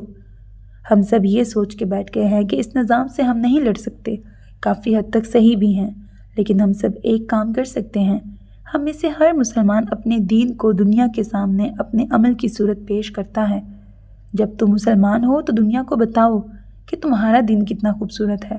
تم اپنا عمل درست کرو اور دنیا کو سوچنے دو کہ جس دین کے ماننے والے اتنے اچھے ہیں وہ دین برا کیسے ہو سکتا ہے۔ ہم اس نظام کو ختم نہیں کر سکتے، لیکن ہم مغرب کے لوگوں کا اسلام سے متعلق تصور ضرور تبدیل کر سکتے ہیں۔ صاحب اقتدار مسلمانوں کو، صاحب اقتدار اور ہم عام مسلمانوں کو، عام غیر مسلموں کو اپنے عمل اور قول سے بتانا چاہیے کہ ہم جس دین کو مانتے ہیں وہ ہمارے عمل سے زیادہ خوبصورت ہے۔ میں یہ کوشش کروں گا، لیکن میں مسلمانوں کے سامنے یہ ثابت کرنے میں ناکام رہا ہوں کہ سنان کو انصاف مل سکتا ہے۔ تم نے جو کیا وہ کافی تھا۔ تم نے کم از کم یہ بتانے کی کوشش تو کی کہ اسلاموفوبیا کیسے اس معاشرے کو خراب کر رہا ہے۔ میں یہ نہیں کہہ رہا کہ مسلمان بہت اچھے ہیں، ظاہر ہے ہم میں بھی بہت سی برائیاں ہیں، ہم گناہ گار بھی ہیں، ہم میں قاتل بھی ہیں، ہم میں ریپسٹ بھی ہیں، ہاں دہشت گرد بھی ہیں، لیکن ہم ویسے نہیں ہیں جیسا مغرب ہمیں بنا کے پیش کرتا ہے۔ اتنے برے تو نہیں ہیں ہم۔ تو یعنی سنان کی داستان یہیں تک تھی؟ میں مزید اس کے لیے کچھ نہ کروں؟ اس کی داستان یہیں تک تھی۔ وہ اپنا کام کر گیا ہے، اب یہ تمہاری کہانی ہے، تم اپنا کام کرو۔ وہ انہیں دیکھتا رہا، پھر گویا ہار کر سر جھٹکا۔ سنان کو میں نہیں بچا سکا، لیکن کوئی اور ہے جسے بچانے کی کوشش کر سکتا ہوں۔ اگر وہ بے قصور ہے تو کون؟ حامد رئیسی۔ وہ اٹھا، پھر انہیں دیکھا۔ اس کا ایڈریس مجھے سینڈ کر دیجیے گا، میں چلتا ہوں اب۔ موم سے ملنا تھا، دعا کریں یا تو میں انہیں منا لوں یا انہیں کھو نہ دوں۔ وہ دھیمے سے کہتا آہستہ قدموں سے باہر کی طرف بڑھ گیا۔ ہاشم بن عبداللہ کی نظر اس کی چھوڑی گئی جگہ پہ گئی۔ اسے احساس نہیں تھا کہ وہ کتنا خاص کر دیا گیا تھا۔ تو یعنی آپ مجھے واقعی میں چھوڑ کے جا رہی ہیں؟ ہیزل بے ساختہ پلٹی، وہ پیچھے ٹھہرا تھا، چہرے پر دکھ اور اذیت تھی۔ میں نے تمہیں آپشن دیا تھا، آپ اس آپشن میں مجھے موت اور صرف موت کا انتخاب کرنے کا کہہ رہی ہیں۔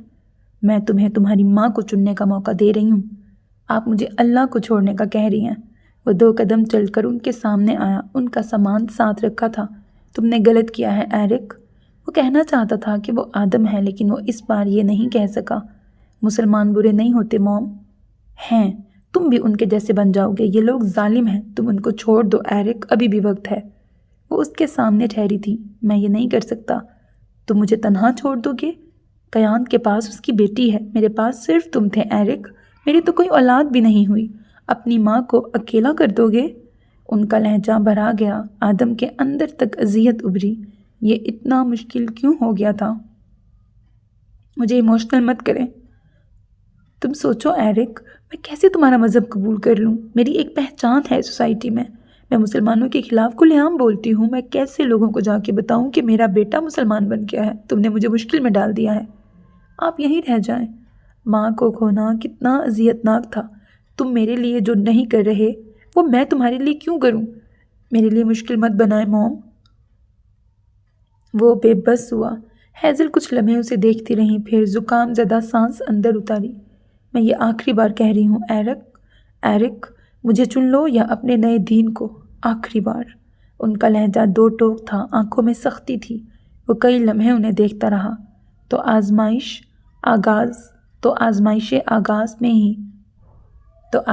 آغاز میں ہی سامنے آ ٹھہری تھی۔ اگر وہ اس مقام پر پھسل گیا تو سب کھو دے گا، اس ایک مقام پر چوک گیا تو سفر پہلے ہی پڑاؤ پر واپسی کی طرف مڑ جائے گا، واپس جہاں اندھیرا تھا، واپس جہاں گمراہی تھی۔ اس نے دل کو مضبوط کیا، کچھ کھونے کے لیے خود کو تیار کیا۔ میں اللہ کو چنتا ہوں۔ ہیزل کی آنکھوں میں کچھ بہت زور سے ٹوٹا، پھر انہوں نے سر کو خم دیا، سیاہ گلاسز آنکھوں پر لگائیں۔ تم نے اپنی موم کو کھو دیا ہے۔ وہ بیگ اٹھاتی پلٹنے لگیں جب پیچھے سے اس کی آواز ابھری، موم مت جائیں پلیز، مجھے چھوڑ کے مت جائیں۔ اس کی آواز نم تھی، نم آواز میں درد تھا، ٹوٹا بکھرا لہجہ۔ ہیزل کی گرفت بیگ پر مضبوط ہوئی۔ وہ 1 قدم آگے بڑھیں، پھر رکیں، پھر دل کو مضبوط کیا۔ جس دن اسلام کو چھوڑ دو گے اس دن میں واپس آ جاؤں گی ایرک۔ وہ بیگ گھسیٹتی ایئرپورٹ کی طرف بڑھ گئیں۔ وہ وہیں ٹھہرا رہا۔ اس نے تصحیح نہیں کی کہ وہ اب آدم تھا، اسے اب آدم ہی رہنا تھا۔ اس نے ایرک کو ہیزل کے ساتھ جانے دیا، اس نے آدم کو یہیں رہنے دیا۔ اور وہ صرف ہیزل نہیں تھی جس نے اسے چھوڑا تھا، قیان نے بھی اس سے لا تعلقی کر لی۔ وہ ان کے گھر گیا تو دروازے پر نازلی ملی۔ ایرک، نازلی آنٹی، ڈیڈ گھر پہ ہیں، مجھے ان سے ملنا ہے۔ وہ آفس ہیں، کیس تھا آج کوئی۔ سینے پر بازو باندھے، آنکھیں سکھڑ کے اسے دیکھا۔ میں رات میں آ جاؤں گا۔ وہ پلٹنے لگا، یہاں مت آنا، آپ مجھے میرے باپ کے گھر آنے سے نہیں روک سکتی۔ اس کے چہرے پر سختی ابھری۔ قیان تم سے سارے تعلق توڑ چکا ہے، وہ صرف غصے میں ہے۔ اس نے اپنی سوسائٹی میں سب سے کہہ دیا ہے کہ اس کا ایرک نام کا کوئی بیٹا نہیں ہے۔ اس کے دل کو دھچکا لگا، جھوٹ مت بولیں۔ اوہ مائی بوائے، میں کیوں جھوٹ بولوں گی ایرک؟ وہ رکی، سوری، اب تو تم آدم ہو، تم چاہو تو کسی سے بھی پوچھ لو۔ اسے پوچھنے کی ضرورت نہیں تھی، اسے معلوم تھا انہوں نے یہی کیا ہوگا۔ بنا کچھ کہے وہ سرخ چہرے سے پلٹنے لگا۔ جب سوزی پر نظر پڑی، وہ بیگ اٹھائے گاڑی سے نکلتی اسی طرف آ رہی تھی جب اسے وہاں دیکھ کر رکی۔ سوزی کیسی ہو؟ وہ مسکرایا، ٹھیک ہوں، میں تمہیں لینے آیا تھا، شاپنگ پہ چلو گی؟ مجھے نہیں جانا۔ سوچ لو میرے پاس ایک اچھی خبر ہے، تو میرا دل اور والیٹ دونوں فراخ دلی کا مظاہرہ کرنا چاہتے ہیں۔ میں نہیں جاؤں گی۔ ڈیڈ نے تم سے ملنے سے منع کیا ہے، آئندہ یہاں مت آنا۔ وہ رکھائی سے کہتی اس کی دائیں طرف سے ہوتی گزر گئی، اور آدم کیان کا دل کئی حصوں میں بٹا۔ کتنے ہی لمحے وہ وہیں ساکت ٹھہرا رہا۔ پیچھے دروازہ بند ہونے کی آواز آئی، پھر بھی وہ وہیں ٹھہرا رہا۔ چونکا تب جب کیان کی گاڑی پورچ میں رکی، پھر وہ گاڑی سے اترے، لمحہ بھر کو اسے دیکھا، پھر اس کے قریب سے گزرنے لگے تو وہ ان کے سامنے آیا۔ آپ مجھے نظر انداز کر رہے ہیں؟ میں تم سے لا تعلقی اختیار کر رہا ہوں۔ آپ لوگ اتنے سنگ دل کیوں ہو گئے ہیں ڈیڈ؟ اسلام چھوڑ دو، ہم رحم دل بن جائیں گے۔ میں یہ نہیں کروں گا۔ دو ٹوک لہجہ۔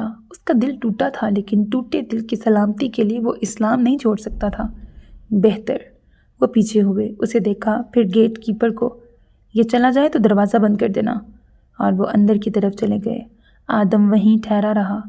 وہ انہیں بتانا چاہتا تھا کہ وہ آج خوش تھا۔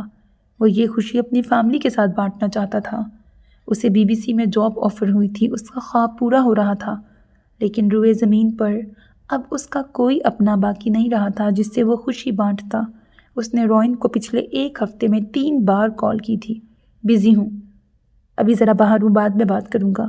تیسری مرتبہ اس نے اٹھائی نہیں۔ چوتھی مرتبہ ملانے کی بجائے اس نے روئن کا نمبر ڈیلیٹ کر دیا۔ اس کا حلقہ احباب وسیع تھا۔ آدھی یونیورسٹی اسے جانتی تھی، آدھی یونیورسٹی اس کی دوست تھی، اور اب اس کے پاس ایک بھی دوست نہیں بچا تھا۔ سر اٹھا کر اس نے آسمان کو دیکھا۔ وہ ہر اس انسان کو کھو چکا تھا جو اسے عزیز تھا۔ معطر، ہیزل، کیان، سوزی، روئن، اور کیا باقی رہا تھا اب جسے وہ کھو دیتا؟ سیڑھیاں چڑھتے ہوئے اس کے چہرے پر سنجیدگی تھی۔ لفٹ خراب تھی، ورنہ وہ یوں سیڑھیاں چڑھنے کی زحمت نہ کرتا۔ علاقہ بدبودار تھا، ارد گرد شور اور چنگھاڑتی آوازیں۔ ان سب سے بے نیاز وہ جینس پر سیاہ شرٹ پہنے، ایک ہاتھ جیب میں ڈالے، ایک فلیٹ کے سامنے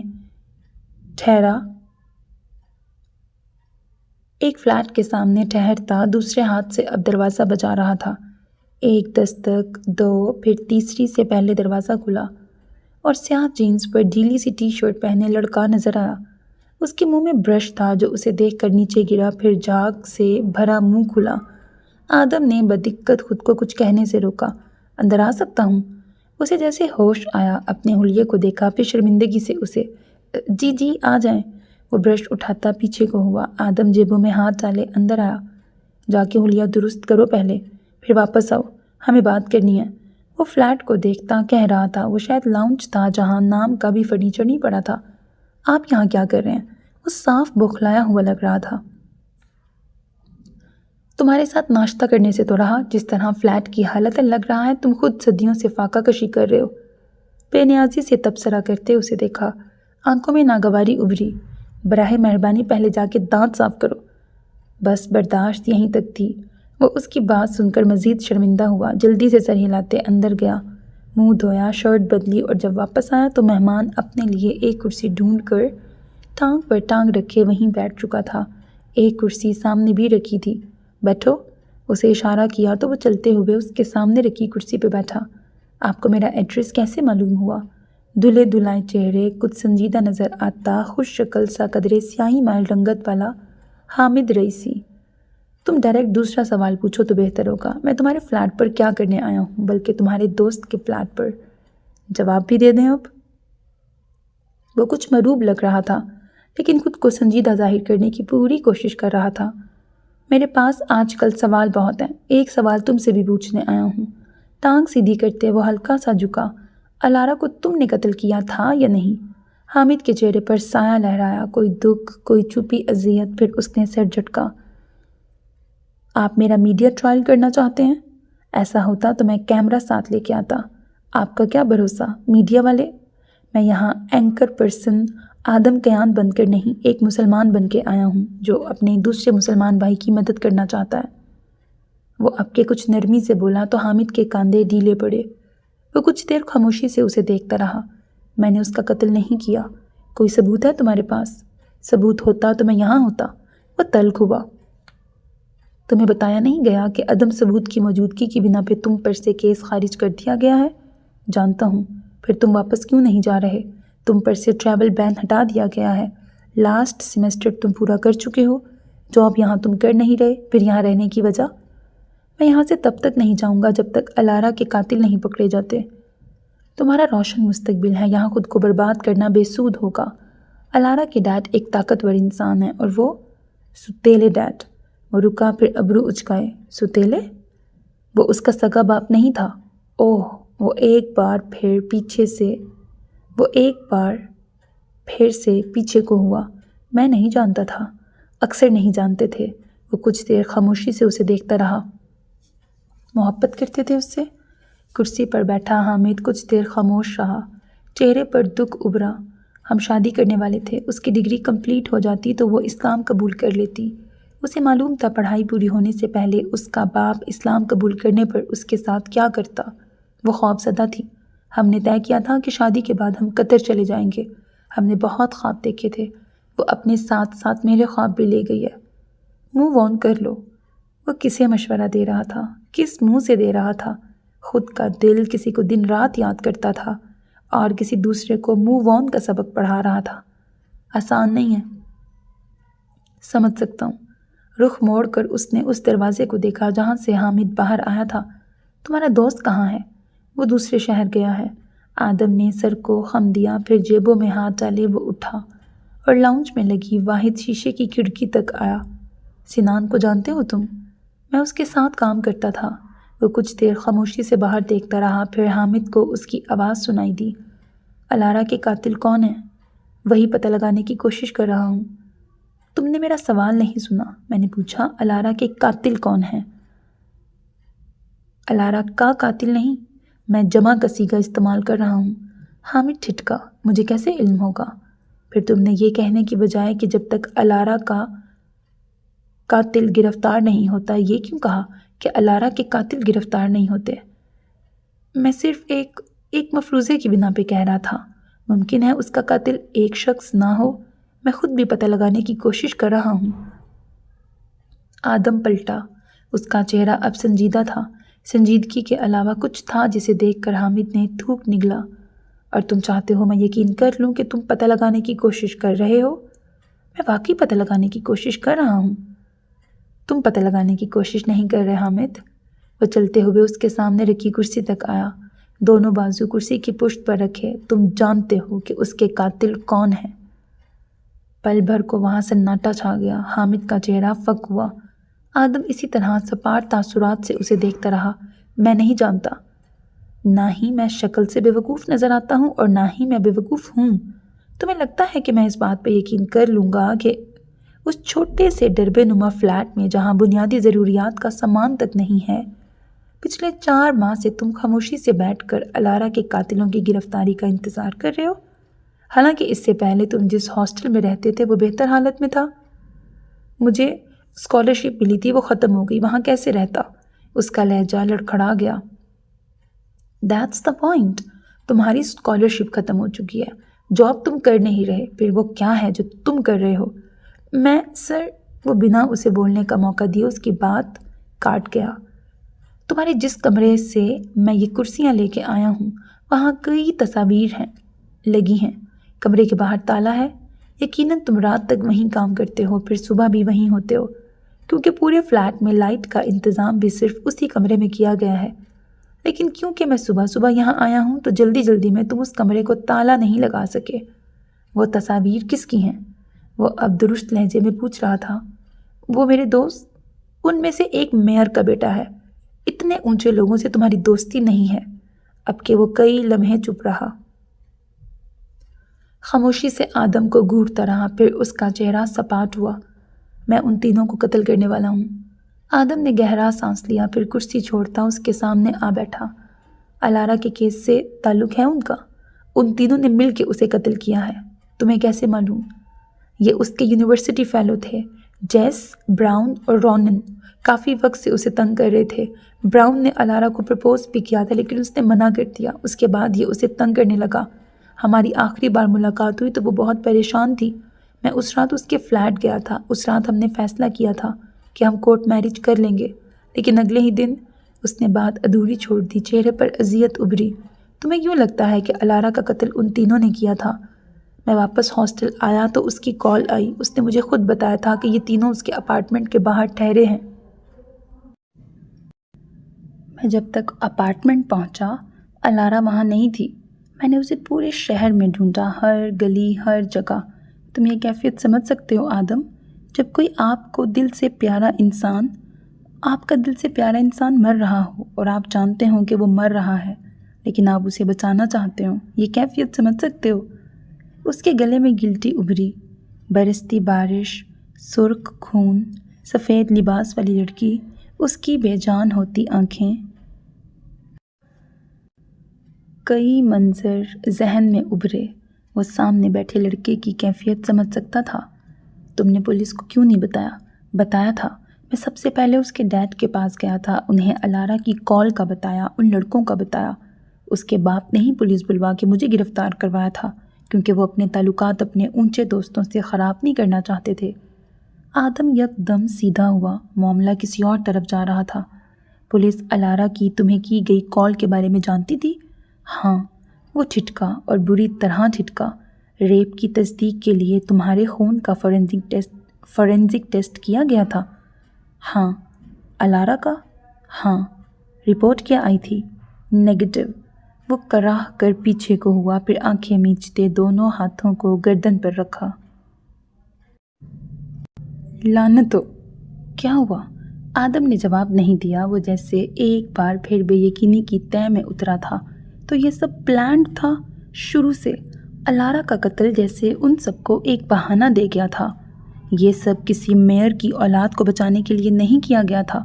حامد کی گرفتاری الارا کے باپ کی اپنے تعلقات بچانے کی کوشش تھی، لیکن آگے کا سب پلانڈ تھا۔ الزام حامد پر لگا کر اسلاموفوبیا کی مہم، ہاشم بن عبداللہ ٹرسٹ کا نام ان سب میں لانا، ٹرسٹ پر حملہ، سنان کی موت، یہ سب شروع سے طے کیا گیا تھا۔ الارا کا قتل نہ ہوتا تو بھی وہ کسی نہ کسی طریقے سے یہ سب کر لیتے، لیکن الارا گریس کے قتل نے جیسے اوپر والوں کو وہ طریقہ دے دیا جس سے وہ ہاشم بن عبداللہ اور سنان سعدی کا کام ختم کر سکتے۔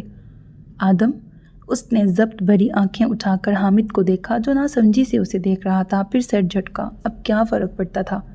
کاش تمہیں تھوڑا بہت قانون کا علم ہوتا۔ خیر، اب کیا کرو گے آگے؟ وہی جو بتایا ہے، میں ان تینوں کو زندہ نہیں چھوڑوں گا۔ آپ پولیس کو جا کے سب بتا دیں، مجھے پرواہ نہیں۔ وہ سپاٹ لگ رہا تھا۔ آدم نے ایک بار پھر سر جھٹکا۔ یہ صرف ایک قتل میں الجھا تھا اور یہاں بات کہاں تک پہنچ گئی تھی؟ میں پولیس کو نہیں بتاؤں گا، لیکن میں کسی اور کو بتاؤں گا۔ کسے؟ وہ چونکا۔ تمہارے ماں باپ کو؟ ہرگز نہیں۔ وہ تیزی سے سیدھا ہوا۔ اب کیوں فکر ہو رہی ہے؟ ان تینوں کو مارنے کے بعد ویسے بھی تم نے خبروں میں آنا ہے تو انہیں پہلے پتہ چلنے دو تاکہ وہ خود کو تیار کر سکیں۔ وہ جس دقت سے بول رہا تھا وہی جانتا تھا۔ سر جیسے درد سے پھٹنے کو ہوا۔ وہ الارا کو انصاف دلانے کے لیے ہر احتجاج میں شریک ہوا تھا، کالمز تک لکھے تھے، مسلمانوں کے خلاف بولا تھا۔ اسی کیس کی وجہ سے معطر کو موت کی طرف جانا پڑا تھا، اور وہ سب جھوٹ تھا، سازش۔ میرے ماں باپ کو اس سب میں مت لائیں۔ وہ سیخ پا ہوا۔ ٹھیک ہے، میں پھر کسی اور کو بیچ میں لاتا ہوں۔ تمہارے اس عمل کا انجام جانتے ہو کس کس کو بھگتنا پڑے گا؟ وہ کرسی سے ایک بار پھر اٹھا۔ برطانیہ میں مقیم ہر مسلمان کو۔ تم جب ان سب کو قتل کرو گے تو یہ سوچنا چھوڑ دو گے کہ تم بچ جاؤ گے۔ تمہاری گرفتاری پر یہ نہیں کہا جائے گا کہ حامد رئیسی نے قتل کیا ہے، بلکہ یہ کہا جائے گا کہ مسلمان حامد رئیسی نے کیا ہے۔ ایک بار پھر سے بات مسلمانوں پہ چلی جائے گی، ایک بار پھر سے مظاہرے شروع ہو جائیں گے، ایک بار پھر مسلمان تمہاری وجہ سے مشکل میں پڑ جائیں گے۔ اور یقین کرو، اس بار یہ سب زیادہ شدید ہوگا۔ جن لوگوں کو تم مارنے کا سوچ رہے ہو وہ ہائی پروفائل لوگ ہیں۔ بات بہت زیادہ بڑھے گی اور تمہاری سوچ سے زیادہ بڑھے گی۔ تو طے کر لو حامد کہ کیا تم ایک بار پھر کسی سنان سعدی کے قتل کی وجہ بننا چاہتے ہو یا نہیں؟ وہ اس کی کرسی کے سامنے چلتا کہہ رہا تھا۔ حامد کا چہرہ فک ہوا۔ کئی لمحے وہ آدم کو دیکھتا رہا، پھر اس نے سر جھکا کر دونوں ہاتھوں میں چہرہ رکھا۔ میں اسے انصاف دلانا چاہتا ہوں۔ یہ صحیح طریقہ نہیں ہے۔ میں اس معاملے کو پرسنلی دیکھوں گا، لیکن اب میں تمہیں اپنے غصے اور انتقام کے لیے ایک بار پھر مسلمانوں کے خلاف اسلاموفوبیا کا شکار لوگوں کو محاذ کھولنے کا موقع نہیں دوں گا۔ اپنے عمل سے پہلے یاد رکھنا کہ تم کس تباہی کا آغاز کرنا چاہتے ہو۔ اسے احساس ہوا شاید وہ لڑکا رو رہا تھا۔ آدم کو اس پر ترس آیا۔ وہ اس کے سامنے والی کرسی پر بیٹھا اور اس کے کاندھے پر ہاتھ رکھا۔ وہ تمہارے نصیب میں نہیں تھی، صبر کر لو۔ یہ دنیا طاقتور لوگوں کی کیوں ہے؟ ہم جیسے مظلوم کہاں جائیں؟ سر اٹھاتے اس نے کوہنی سے آنسو صاف کیے۔ یہاں ہر شخص خود سے کمزور لوگوں کے لیے ظالم ہے حامد، کوئی دودھ کا دلہا نہیں ہے۔ اگلے کئی لمحے وہ دونوں خاموش رہے۔ میں واپس چلا جاؤں گا، لیکن آپ مجھ سے وعدہ کریں کہ آپ الارا کے قاتلوں کو سزا دلوائیں گے۔ میں پوری کوشش کروں گا۔ اس نے سر کو خم دیا، پھر اٹھا۔ اسے بھول جاؤ، یہ مقدر تھا اور یہ طے تھا۔ وہ موبائل نکالتا باہر جا رہا تھا جب پیچھے سے حامد کی آواز ابھری، آپ نے کسی سے محبت کی ہوتی تو یہ نہ کہتے۔ وہ رک گیا، گلے میں کچھ اٹکا۔ تمہیں لگتا ہے مجھے محبت نہیں ہوئی؟ ہوتی تو اتنی آسانی سے یہ نہ کہتے۔ آسانی سے نہیں کہا، ہمت سے کہا ہے۔ آپ نہیں سمجھ سکتے۔ ہاں، میں نہیں سمجھ سکتا۔ اس نے رک کر گہرا سانس لیا، کیونکہ مجھے جو ہوئی وہ محبت سے زیادہ تھی۔ میں تو مروں گا بھی تو اس کا خیال ساتھ لے کے مروں گا۔ وہ آہستہ سے کہتے باہر کی طرف بڑھ گیا۔ حامد وہیں بیٹھا رہا، اس کی آنکھیں سرخ تھیں۔ میرے عزیز listeners, this was the end of this episode. Hope that you like it. اپنا بہت خیال رکھیے گا، نیک تمناؤں کے ساتھ۔ اللہ حافظ۔ And don't forget to subscribe to my channel because that's how you can encourage me, and that's the only kind of support and encouragement which I want from all of you. Allah Hafiz.